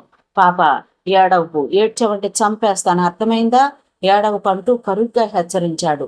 ఆ పసికోనకి ఏమర్థమైందో కాని వెక్కి వెక్కి పడుతూ ఏడుపు ఆపేసింది. తన తండ్రి వెంట జీబులో తిరిగిన దారులు చంద్రశేఖరానికి గుర్తున్నాయి. ఇక చీమకుర్తిలో ఉండలేడు. ఉంటే ఆ దుర్మార్గుడు తనని కూడా చంపేస్తాడు. పారిపోవాలి. పాపనిక్కడ వదిలేసి తను పారిపోవచ్చు. కానీ ఎలా వదిలేది? తన తండ్రిని తల్లిని చంపి తనను అనాథం చేశాడు వాడు. దుఃఖాన్ని మిగిల్చాడు. అందుకే వాడు కూడా అనాథ కావాలి. అయిన వాళ్ళు దూరం అయితే ఎంత దుఃఖం కలుగుతుందో తెలియాలి. తనకి పగ ప్రతీకారాలున్నాయి. తను పసివాడు కానీ చేతగాని వాడు కాదు. ముందు ఇక్కడి నుంచి బయటపడాలి. తర్వాత ఎక్కడో ఈ పాపను చంపి అవతల పారేసి తన దారిని తాను వెళ్ళిపోతాడు. ఆలోచిస్తూనే సైకిలు రూటు మార్చాడు. మెయిన్ రోడ్డు వదిలి నాటుదారిన ముందుకు సాగాడు. కటిక చీకటి. కొన్ని చోట్ల సైకిల్ తొక్కడం కూడా కష్టంగా ఉంది. పాపను సైకిల్ మీద కూర్చోబెట్టి తాను సైకిల్ తోస్తూ నడక సాగించాడు. అతని అంచనా కరెక్ట్ అయింది. చంద్రశేఖర్ ఆ రూట్లో ప్రయాణిస్తాడని ఎవ్వరూ ఊహించలేరు. అందుకే పురుషోత్తం మనుషులు ఎవ్వరూ ఆ మార్గంలోకి రాలేదు. అసలు చీకటి పడితే నాటుదారిన ఎవరూ కనిపించరు. పడుతూ లేస్తూ ఎలాగైతేనేమి అర్ధరాత్రి ప్రాంతంలో పాపతో సహా ఒంగోలు వీధుల్లో అడుగుపెట్టాడు. అప్పటికి గాలి విసురు అధికమైంది. చెట్లు ఊగిపోతున్నాయి. ఒకటి ఎరా చినుకులు రాలుతున్నాయి. ఎలాగో కష్టపడి సైకిల్ తొక్కుతూ రైల్వే స్టేషన్ సమీపంలోకి వచ్చేశాడు. సైకిల్ను ఒక పొదలో పడేసి పాపను భుజాన వేసుకున్నాడు. అప్పటికి అలసిపోయిన పాప అతని భుజం మీదే నిద్రపోయింది. మొదట రైల్వే స్టేషన్లోకి వెళ్ళి ఏదో ఒక రైలు ఎక్కాలి అనుకున్నాడు. కానీ స్టేషన్ ముందు 2 జీపులను చూడగానే డౌట్ వచ్చేసింది. పురుషోత్తం మనుషులు స్టేషన్కి వచ్చారు. తను లోనికి వెళ్లటం ప్రమాదం. స్టేషన్లోకి ఎంటర్ కాకుండా పక్క నుంచి ఆ చివరకు నడుచుకుంటూ వెళ్ళాడు. అక్కడ నిర్మానుష్యంగా ఉంది. పట్టాలు దాటగానే అవతల ఒక గూడ్స్ బండి కనిపించింది. ఇక ఆలోచించలేదు శేఖర్. తలుపులు తెరిచి ఉన్న ఒక ఖాళీ వ్యాగన్ చూసి జాగ్రత్తగా పాపతో సహా లోపలికి చేరుకున్నాడు. అతను లోపలికి ప్రవేశించిన మరుక్షణంలోనే బయట చిటపట చినుకులతో హోరున వర్షం ఆరంభించింది. ఉరుములు మెరుపులతో ఆకాశం వేపక్షంగా ఉంది. చీకటిగా ఉన్న వేగంలో పాపను కింద పడుకోబెట్టాడు. ఇంతలో ఒక్కసారిగా వేగంలు కదిలాయి. దడదడలాడుతూ కదిలిన వేగంల సౌండ్కి భయంతో కెవ్వుమంటూ లేచి అతన్ని హత్తుకుంది పాప. భయపడుకు, నేనున్నానుగా, భయం లేదు అంటూ తిరిగి పాపను భుజానేసుకున్నాడు. గూడ్స్ రైలు విజయవాడ దిశగా రన్నింగ్ ఆరంభించింది. రైలు ఒంగోలు స్టేషన్ వదలగానే తేలిగ్గా ఊపిరి తీసుకున్నాడు చంద్రశేఖర్. అంతలో తల్లి తండ్రి గుర్తొచ్చారు. ఏడుస్తున్నాడు. ఏడుస్తూనే ఉన్నాడు. పురుషోత్తం మీద పొంగుకొస్తోంది కోపం. పాపను చంపి పట్టాలు పక్కన పడేద్దామా అన్నంత కోపం. కానీ మెడను కావిలించుకుని అమాయకంగా నిద్రపోతున్న పాపను చంపటానికి అతనికి చేతులు రాలేదు. మనసు అంగీకరించలేదు. అవును, పసిబిడ్డ తనేం పాపం చేసింది? తండ్రి చేసిన పాపాలకి బిడ్డను శిక్షించటం న్యాయమా? ఏం చెయ్యాలి? తనకి తల్లిదండ్రులను దూరం చేసినట్లే వాడికి బిడ్డను దూరం చేశాడు. ఆ శిక్ష చాలదా? ముద్దులు మూటకట్టే ఈ అమ్మాయిని చంపి పసి వయసులోనే తను హంతకుడు కావాలా? పరిపరి విధాలుగా ఆలోచిస్తూనే ఉన్నాడు చంద్రశేఖర్. ఆ ఆలోచనల మధ్య ఎప్పుడు నిద్రపోయాడో తనకే తెలియదు. కుంభవృష్టిగా వర్షం కురుస్తూనే ఉంది. చంద్రశేఖర్కి తిరిగి మెలకు వచ్చేసరికి బయట చాలా పొద్దెక్కింది. ఇప్పుడు వర్షం లేదు. ఆకాశంలో మబ్బులు మాత్రం ఇంకా అలానే ఉన్నాయి. ఎప్పుడు వచ్చిందో గాని పాప భగవద్గీత తన గుండెల మీద పడుకొని నిద్రపోతోంది. రైలు ఇంకా ప్రయాణంలోనే ఉంది. పట్టుపరుపుల మీద నిద్రపోవాల్సిన తమ బ్రతుకుల్ని ఇలా చేసిన విధిని ఏమనాలో పసివాడైన చంద్రశేఖర్కి అర్థం కాలేదు. కానీ తన తల్లిదండ్రులకు తనొక్కడే కొడుకు. తనకు చెల్లెళ్ళు గాని అక్కలు గాని లేవు. తన గుండెల మీద నిద్రపోతున్న పాపను చూస్తుంటే మనసు జాలితో నిండిపోయింది. ఆ పాపను చంపాలనే ఆలోచనను మనసులోనే తుడిచేశాడు. చిన్నగా పాపను పక్కన పడుకోబెట్టి లేచాడు. వేగం డోర్ వద్దకొచ్చి బయటకు చూశాడు. చుట్టూ అక్కడక్కడ కొండలు కనిపిస్తున్నాయి. గూడ్స్ రైలు ఏదో సిటీకి ఎంటర్ అవుతోంది. అది ఏ ఊరు రైలు, ఎక్కడికి వస్తోందో ఏమీ అర్థం కాలేదు. క్రమంగా ట్రాక్ అటు ఇటు ఇల్లు కనిపిస్తున్నాయి. రైలు స్లో అవుతోంది. ఇంతలో పాప లేచి కూర్చుంది. రైలు ఏదో సిగ్నల్స్ దగ్గర ఆగింది. ఇక ఆలోచించలేదు చంద్రశేఖర్. పాపను భుజాన వేసుకుని జాగ్రత్తగా కిందకి దిగిపోయాడు. ఎక్కడికి వచ్చావు? చుట్టూ చూస్తూ ఆశ్చర్యంగా అడుగుతోంది పాప. తెలీదు చెప్పాడు. మమ్మీ డాడీ కావాలి వెక్కమొక్కతో అడిగింది. ఇప్పుడు కుదరదు, తర్వాత వెళదాం. మమ్మీ డాడీ చిన్నగా ఏడుపు ఆరంభించింది. పాప ఎదురుగా కూర్చుని ఆమె కళ్ళు తుడిచాడు. ఇద్దరి బట్టలు మట్టి కొట్టుకుని అసహ్యంగా ఉన్నాయి. అమ్మా నాన్న ఉండి అనాథైన పాప ఒకటి, అమ్మా నాన్న పోయి అనాథైన బాలుడొకడు దిక్కులేని పక్షుల్లాగా కొత్త ప్రదేశంలోకి అడుగు పెట్టారు. ఇది విధి లేలానుకోవాలో, మనిషి అరాచకం అనుకోవాలో, కాల మహిమ అనుకోవాలో, మేధావుల మేధస్సు కూడా అందని విషయం అది. తల్లిదండ్రులకు దూరమై పాప ఏడుస్తోంది. తల్లిదండ్రులను పోగొట్టుకుని పసివాడు ఏడుస్తున్నాడు. కళ్ళ ముందే పురుషోత్తం తన తల్లిని పొడిచి చంపిన దృశ్యం ఇంకా కళ్ళ ముందు మెదులుతూనే ఉంది. రోడుతున్న పొట్టను అదుముకుంటూ పారిపో పారిపో అంటూ తల్లి అరుస్తున్న అరుపులు ఇంకా చెవుల్లో ప్రతిధ్వనిస్తున్నాయి. చంద్రశేఖర్ పసివాడే, కానీ వివేకం గల కుర్రవాడు. తను ఒంటరివాడైతే ఎక్కడో మూలను కూర్చుని తల్లిదండ్రులను తలుచుకుంటూ గుండెలు అవిసేలా ఏడ్చేవాడేమో. కానీ ఇప్పుడు తను ఒంటరివాడు కాదు. తనతో 5 ఏళ్ల అభం శుభం తెలియని పసికోణం ఉంది. పాపను చంపి పగ తీర్చుకోవాలనే ఎత్తుకొచ్చాడు. కానీ తెల్లవారేసరికి మనసు మారిపోయింది. తనకే తెలియని జాలి పాప మీద. పాప ఒంటి మీద నగలున్నాయి. చెవులకు రింగులు, మెళ్ళో గొలుసు, చేతులకు గాజులు. అవి బంగారం. కాళ్లకు వెండి పట్టీలున్నాయి. ముందు వాటిని జాగ్రత్త పెట్టకపోతే ప్రమాదం. అందుకే ఒక్కటొక్కటిగా పాప నగలన్నీ తీసేశాడు. వాటిని తన జేబు రుమాలు బుడ్డలో వేసి మూటగట్టి జేబులో వేసుకున్నాడు. ఆకలవుతోంది అడిగింది పాప. నువ్వు ఏడవకూడదు సరేనా? అలా కిందికెళ్ళి టిఫిన్ చేద్దాం. మంచి పాపవి కదూ, సరేనా? ఉండు, నీ ముఖం మీద మసి అంటూ తన చిట్టి చేతులతో తన గౌని ఎత్తి అతని ముఖాన్ని తుడిచింది. తన ముఖమైనా మసిబారింది. పాప ముఖం కూడా మబ్బులు కమ్మిన చంద్రుడిలా ఉంది. కోపం లేదా పాప అని అడిగాడు. నువ్వు మంచివాడివి కదా నా బంగారు తల్లి అంటూ చదువుకున్న పాపను గుండెలకు హత్తుకుని ఏడ్చేశాడు. నువ్వు ఏడుస్తావేంటి? నేను ఏడవను, నువ్వు కూడా ఏడవటే సరేనా అంటూ చిట్టి చేతులతో అతని కళ్ళు తుడిచింది భగవద్గీత. ఆ చిట్టి చేతుల్ని కళ్ళకద్దుకున్నాడు. తన తల్లే తనను ఓదారుస్తుందా అనిపించింది. ఏడవకమ్మా, నీ కళ్ళలో నీళ్లు రాకుండా నేను చూసుకుంటాను కదా అంటూ కళ్ళు తుడుచుకుని లేచి పాప చేయందుకున్నాడు. ఇద్దరు నడుచుకుంటూ రైలు కప్ప దిగి వీధిలోకి వచ్చారు. తమను అక్కడకు చేర్చిన గూడ్స్ బండి పెద్దగా కోత వేస్తూ తిరిగి బయలుదేరి తన దారిని తాను వెళ్ళిపోయింది. అయితే టిఫిన్ చేద్దామని చెప్పాడు గాని నిజానికి తన జేబులో సింగిల్ రూపాయి కూడా లేదు. పాప నగలమ్మితే డబ్బు వస్తుంది, కానీ వాటిని అమ్మటం ఇష్టం లేదు. ఏమండి, ఇది ఏ ఊరు? ఎదురుగా వస్తున్న ఓ పెద్ద ఆయన్ని అడిగాడు చంద్రశేఖర్.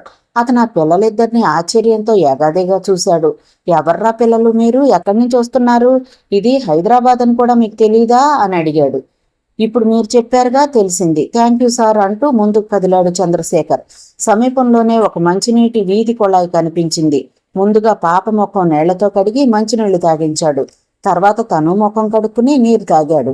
కనీసం ముఖం తుడుచుకోవడానికి కూడా తమ వద్ద చిన్న గుడ్డ మొక్క లేదు. ఒంటి మీద బన్నీను ఉంచుకుని షర్టు తీసేశాడు. దానితో పాప ముఖం తుడిచి తను తుడుచుకుని షర్టు భుజాన వేసుకున్నాడు. ఆకలి పాపకే కాదు, ఇప్పుడు తనకి ఆకలిగా ఉంది. ఆకలి భూతాన్ని మించి భయపెట్టే భూతం భూలోకంలో మరొకటి లేదంటే ఆశ్చర్యం లేదు. ఏం చెయ్యాలి? ఏదో ఒకటి చేసి ముందు పాపకి ఏమైనా తినిపించాలి. వీధిలో నడుస్తూ తీవ్రంగా ఆలోచిస్తున్నాడు చంద్రశేఖర్. కొంత దూరం వెళ్ళేసరికి అక్కడ వీధి పక్కనే చిన్న హోటల్ ఒకటి కనిపించింది. అక్కడ అద్దాల బాక్సులో ఇడ్లీలు, గారెలు, బజ్జీలు. కంటపడగానే మరింతగా పెరిగింది ఆకలి. పాపతో ఆ హోటల్ ముందుకెళ్ళాడు. క్యాష్ కౌంటర్లో ఓ బట్టతల మధ్య వయస్కుడు కనిపించాడు. తన ముందుకొచ్చిన పిల్లలిద్దరినీ ఏంటన్నట్టుగా చూశాడు. అయ్యా, పనిచేస్తానయ్యా, పాపకి ఆకలిగా ఉంది, తినటానికి ఏమైనా పెట్టండి అని అడిగాడు చంద్రశేఖర్. ఇద్దరిని ఆశ్చర్యంగా చూశాడా హోటల్ యజమాని. యారా, చూస్తే వేలేడు లేవు, ఏం చేస్తావురా అనుమానంగా అడిగాడు. ఏ పనైనా చేస్తానయ్యా, ప్లేట్లు తీయాలి, గ్లాసులు కడగాలి, టేబుళ్లు తొడవాలి, చేస్తావా? చేస్తానయ్యా. నేను చూస్తే ముచ్చటేస్తోందిరా, ఆకలవుతోందని అడుక్కోకుండా పని అడిగి తినటానికి పెట్టమంటున్నావు చూడు, అది నాకు నచ్చింది. అవును, పాప ఎవర్రా, నీ చెల్లెలా? అవును అవునయ్యా, ఇది నా చెల్లెలు భగవద్గీత. నీ పేరేంటి? నా పేరు చంద్రశేఖర్. బాగుంది. మీరు ఉండేది ఎక్కడా? మీ అమ్మా నాన్న లేరయ్యా, మాకెవ్వరూ లేరు. ఆ మధ్య వచ్చిన తుఫాన్కి పోయారు, మేము అనాథనం. అయ్యో పాపం, మరెక్కడుంటారా? ఉంటామయ్యా, ఎక్కడ ఏదో ఓ మూలన ఉంటాం. చెల్లాయిని చూసుకుంటూ పని చేసుకొని బతుకుతాను. సరే, ఆకలి చెల్లాయితేనా, నీకులేనా? ఉంది సార్. సరే, ఇలా రండి. అరే వైకుంఠం అంటూ పనివాడిని పిలిచాడు ఆయన. ఇద్దరికి టిఫిన్ పట్రా, ఇక్కడే ఉంటారు చెప్పాడు ఆయన. సార్, నమ్మకూడదు సార్, పిల్లలే అని చోటిస్తే తర్వాత లూటీ చేసేస్తారు హెచ్చరించాడు వాడు. లేదు లేదు, మేము దొంగలం కాదయ్యా, మొన్నటి దాకా పరువుగా బతికిన కుటుంబం మాది, ఏడుపును ఆపుకుంటూ చెప్పాడు చంద్రశేఖర్. సరే సరే, వాడితో వెళ్ళండి, టిఫిన్ ఇస్తాడు, తిని పనిలోకి దిగు. నమ్మకంగా పనిచేస్తే మీకు భోజనం పెట్టి ఎంతో కొంత ఇస్తాలే అంటూ భరోసా ఇచ్చాడు ఆ ఓనరు. పిల్లలిద్దరిని తీసుకుని లోపలికి వెళ్ళి చెరో ప్లేట్ ఇడ్లీ ఇచ్చాడు వైకుంఠం. పాప ముందుగా తను తినలేదు. ఇడ్లీ మొక్క తుంచి చంద్రశేఖర్ నోటికి అందించింది. ఏమ్మా, నాకు పెడుతున్నావు, నువ్వు తిను అన్నాడు. నువ్వు తిను ముందు, పక్క వాళ్ళకి పెట్టాలి అని మా టీచర్ చెప్పింది, తిను అన్నయ్య అంటూ పాప ఇడ్లీ మొక్కను తను నోట్లో ఉంచగానే ఉగుకుతున్న కన్నీళ్లను తుడుచుకుంటూ, మా తల్లి, నువ్వెంత మంచిదానివమ్మా, మరి నువ్వు కూడా తినాలంటూ పాప నోట్లో ఇడ్లీ మొక్క తుంచి అందించాడు. టిఫిన్ తిని పాలు తాగ్గానే పాపకు నిద్ర ముంచుకొచ్చింది.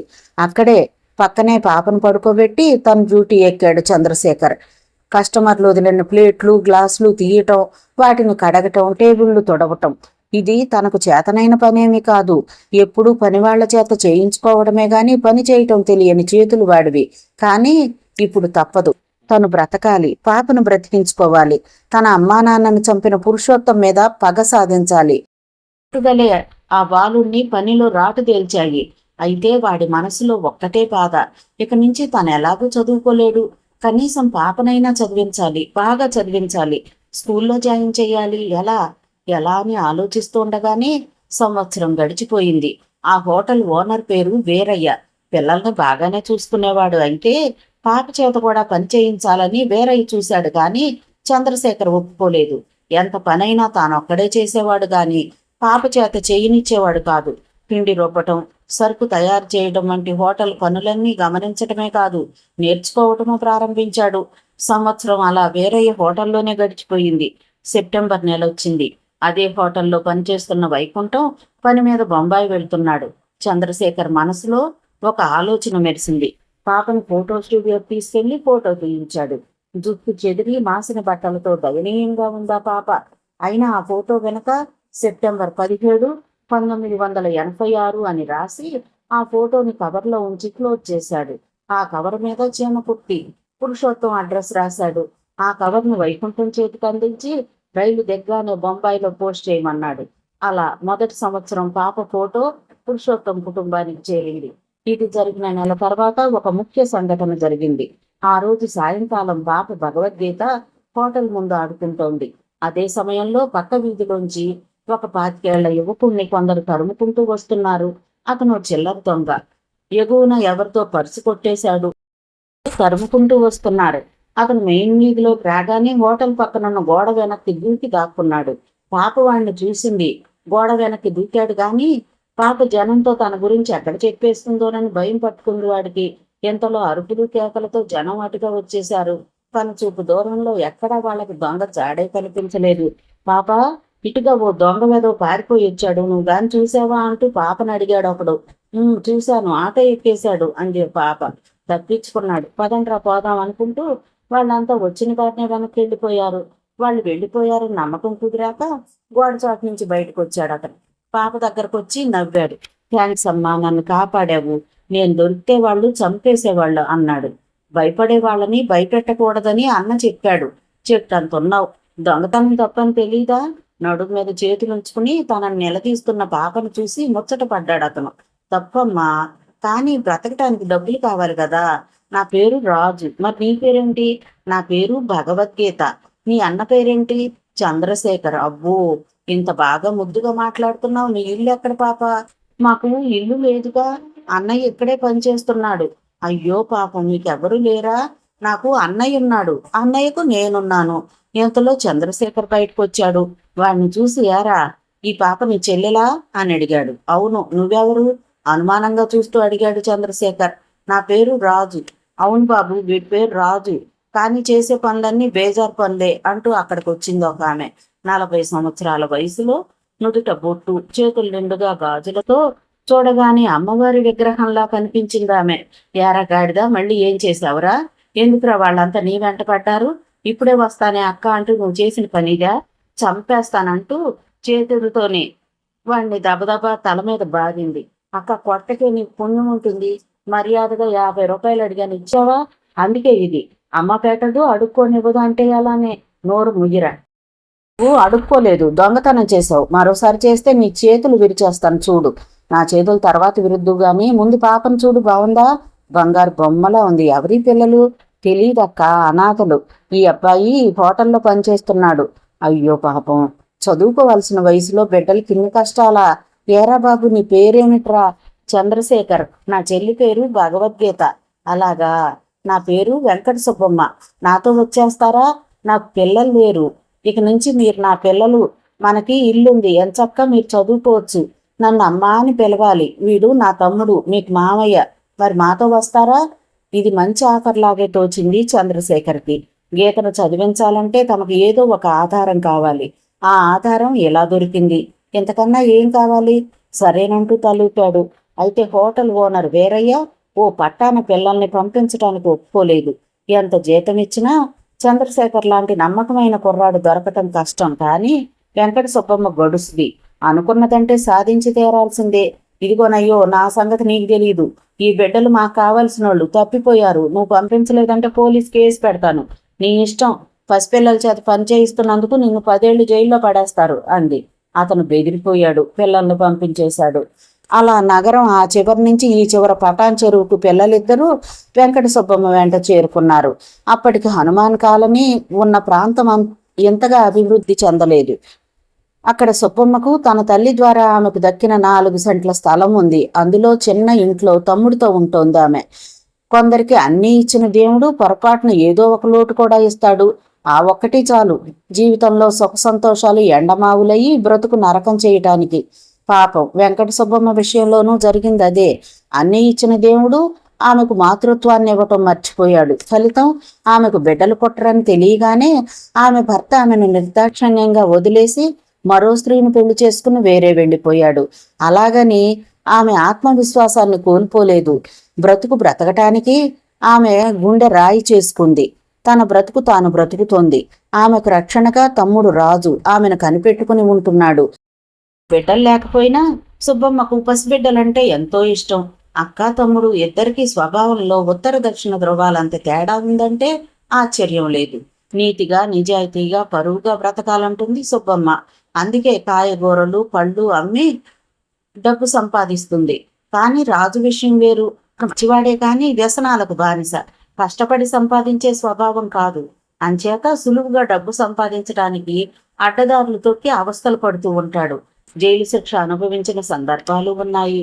తమ్ముణ్ణి మార్చి సరైన మార్గంలో పెట్టాలని ఆమె చేయని ప్రయత్నం అంటూ ఏమిటూ లేదు. కానీ అతని రూటే వేరు. ఆ ఇద్దరికి తోడుగా ఇప్పుడు పిల్లలిద్దరూ ఇంట్లో అడుగు పెట్టగానే ఆ ఇంటికే కళ వచ్చింది. పాప విషయంలో చంద్రశేఖర్కి ఇప్పుడు కొంత శ్రమ తప్పింది. చక్కగా పాపకు వేళకు స్నానం చేయించటం, తలదువ్వి జడవేయటం, టైంకి భోజనం తినిపించడం అంతా సొంత కూతుర్ని చూసినట్టుగా చూసుకుంటోంది సుబ్బమ్మ. అమ్మా అంటూ పిల్లలిద్దరూ తనని పిలుస్తుంటే పులకించిపోయింది. పాపను స్కూల్లో చేర్చారు. చంద్రశేఖర్ మాత్రం తాను స్కూల్లో చేరనని ఖచ్చితంగా చెప్పేశాడు. చెల్లాయి చదువుకుంటే నేను చదువుకున్నట్టే, నేను కష్టపడి పనిచేసి డబ్బు సంపాదిస్తానంటూ ఆ ఏరియాలోని హోటల్లో పని కుదిరాడు. నెల రోజుల తర్వాత ఓ రాత్రి ఎందుకో నిద్రలేచిన సుబ్బమ్మకు పెరటి గుమ్మం తలుపు తీసి ఉండటం కనిపించింది. ఆశ్చర్యంతో గుమ్మంలోకి వచ్చి చూసింది. ఆ రోజు పొన్నమి. పెరటి అరుగు మీద కూర్చుని చందమామను చూస్తున్నాడు చంద్రశేఖర్. అతని ఒడిలో తలపెట్టుకుని నిద్రపోతోంది పాప. దగ్గరకెళ్ళాక అర్థమైంది ఆవిడకు. పసివాడు ఉత్తినే కూర్చోలేదు, తనలో తాను కుమిలిపోతూ ఏడుస్తున్నాడని. ఆమె హృదయం కరిగిపోయింది. వెళ్లి పక్కనే కూర్చుని వాణ్ణి గుండెలకు హత్తుకుంది. అంతే. అమ్మా అంటూ ఆవిడ్ని హత్తుకుని ఏడ్చేశాడు. ఏమిట్రా కొడక, ఏమైనాది? ఇప్పుడేమైందని అంటూ అడిగింది లాలనగా. అమ్మా, అమ్మ గుర్తొచ్చింది. చంపేశారు, నాన్నను అమ్మను చంపేశారు అంటూ వాడు ఏడుస్తూ చెప్తుంటే షాక్తో కొయ్యబారిపోయిందామె. ఏంట్రా, ఏమిట్రా నాన్న, ఏమైందిరా బిడ్డ, ఎవరు చంపేశారు అని అడిగింది. ఇక ఆమె దగ్గర ఏదీ దాచలేదు చంద్రశేఖర్. అప్పటికే లేచొచ్చిన రాజు కూడా జరిగింది విని చాలా బాధపడ్డాడు. అంతేకాదు, ఆ చిన్న వయసులోనే అమ్మని నాన్నని చంపిన వాడి కూతుర్ని సాహసంతో ఎత్తుకొచ్చి తనలాగే అక్కడ వాడు కూతురు కోసం తప్పించేలా చేసిన ఆ కుర్రాడి తెంపరితనానికి ఆశ్చర్యపోయాడు. అంతకన్నా విశేషం ఏమంటే పాపను చంపకుండా తన సొంత చెల్లెలుగా చూసుకోవటం. అక్క, వీళ్ల కోసం వాళ్ళు వెతక్క మానరు. విషయం తెలిస్తే వీళ్లతో పాటు మనకు ప్రమాదం అన్నాడు అంతా విని రాజు. అందుకని వదిలేస్తామా? వీళ్ళు నా ప్రాణం వదలను అంది సుబ్బమ్మ. నా ఉద్దేశం అది కాదక్క, వీళ్ళని ఎవరు గుర్తుపట్టడానికి లేకుండా మనం ఏదైనా మార్పులు చేయాలి. ఓ పని చేద్దాం. చెప్పరా తమ్ముడు, ఏం చేద్దాం? ఇక నుంచి మన ఇంటి పేరే వీళ్ళ ఇంటి పేరు చెయ్యాలి. అంటే నీ పిల్లలు కాబట్టి నీ ఇంటి పేరు దామిచర్ల, వీడి పేరు ఇక నుంచి చంద్రశేఖర్ కాదు, విజయశేఖర్. భగవద్గీత పేరు గీత. అంతే. శేఖర్ తాను దాచుంచిన పాప నగలను జాగ్రత్త పెట్టమని వెంకట సుబ్బమ్మకిచ్చేశాడు. ఆ రాత్రి బిడ్డలిద్దరినీ తన దగ్గరే పడుకోబెట్టుకుందామే. ఆ రోజు నుంచి వాళ్ల మీద మరింత ప్రేమ ఏర్పడింది ఆమెకు. ప్రేమానురాగాలను అందిస్తూ వాళ్ళని సాకుతూ మరింత కష్టపడసాగిందామె. విజయ్లో కూడా మార్పు వచ్చింది. గీత ఇది తన తల్లిదండ్రులను మర్చిపోయింది. కానీ రోజులు గడిచే కొద్దీ తన శత్రువు పురుషోత్తం రూపం అతనిలో మరింతగా ముద్రపడసాగింది. బలమైన శత్రువుని ఎదుర్కోవాలంటే తను బలవంతుడు కావాలి. అందుకే మార్షల్ ఆర్ట్స్ స్కూల్లో చేరి పాఠాలు నేర్చుకోసాగాడు. హోటల్లో కష్టపడి పనిచేస్తున్నాడు. ఆ ప్రాంతంలో మిత్రవర్గాన్ని పెంచుకున్నాడు. ప్రతి సంవత్సరం సెప్టెంబర్ 17వ తేదీ కందేలా గీత సరికొత్త ఫోటోను చీమ కుట్టి పంపిస్తున్నాడు. సెప్టెంబర్ నెలలో ఇతర రాష్ట్రాలకు వెళ్లే వారిని వెతికి పట్టుకుని వారి ద్వారా కవర్లు పోస్ట్ చేయించేవాడు. 10 ఏళ్లు గడిచిపోయాయి. ఎవరికైనా అభివృద్ధి అనేది ఊరికే రాదు, కష్టపడితేనే వస్తుంది. అలా కష్టపడ్డానికి విజయ్ ఎప్పుడూ వెనుకాడలేదు. అతనికి తల్లి సుబ్బమ్మ కష్టం తోడైంది. ఇద్దరి సంపాదనతో గీతకు ఏ లోటు రాకుండా చదువు చెప్పించటమే కాదు, పాక ఇంటి స్థానంలో డాబా ఇల్లు వెలిసింది. ఇదిలా ఉంటే మరో విషయం ఏమంటే ఆంజనేయ స్వామి గుడి. పురాతనమైన ఆ గుడికి పూర్వం ఆదరణ తక్కువగా ఉండేది. విజయ్ వచ్చాకే ఆ కాలనీకి హనుమాన్ కాలనీ అనే పేరు వచ్చింది. ఆలయం అభివృద్ధికి ప్రచారానికి కృషి జరిగింది. అందులో విజయ్ కృషి అంతా ఇంతా కాదు. అప్పుడే స్థానికుల సలహాతోనే తనే సొంతంగా ఒక హోటల్ ఎందుకు ఏర్పాటు చేయకూడదు అనే ఆలోచన కూడా వచ్చింది. ఆ ఆలోచనకు రూపమే హోటల్ జై చిరంజీవ. హోటల్ లైన్లో అనుభవం ఉన్న తన మిత్రుడు వేణుకు హోటల్ బాధ్యతను అప్పగించాడు. ఈ లోపల ఆ ఏరియాలో మంచి కోసం పోరాడే మనిషిగా పేరు తెచ్చుకుని పబ్లిక్ ఫిగర్ అయ్యాడు. అలా 25 ఏళ్ల వయసు వచ్చేసరికి పటాన్ చెరువు ఏరియాలో యువతకి అన్న అయ్యాడు. తిరుగులేని నాయకుడయ్యాడు. మిగతా కథ తరువాతి భాగంలో చూద్దామండి. కథ విన్నందుకు ధన్యవాదాలు. ఈ నవల మీకు నచ్చితే ఒక లైక్ చేయండి, షేర్ చేయండి, నా ఛానల్ని సబ్స్క్రైబ్ చేసుకోండి, నన్ను సపోర్ట్ చేయండి.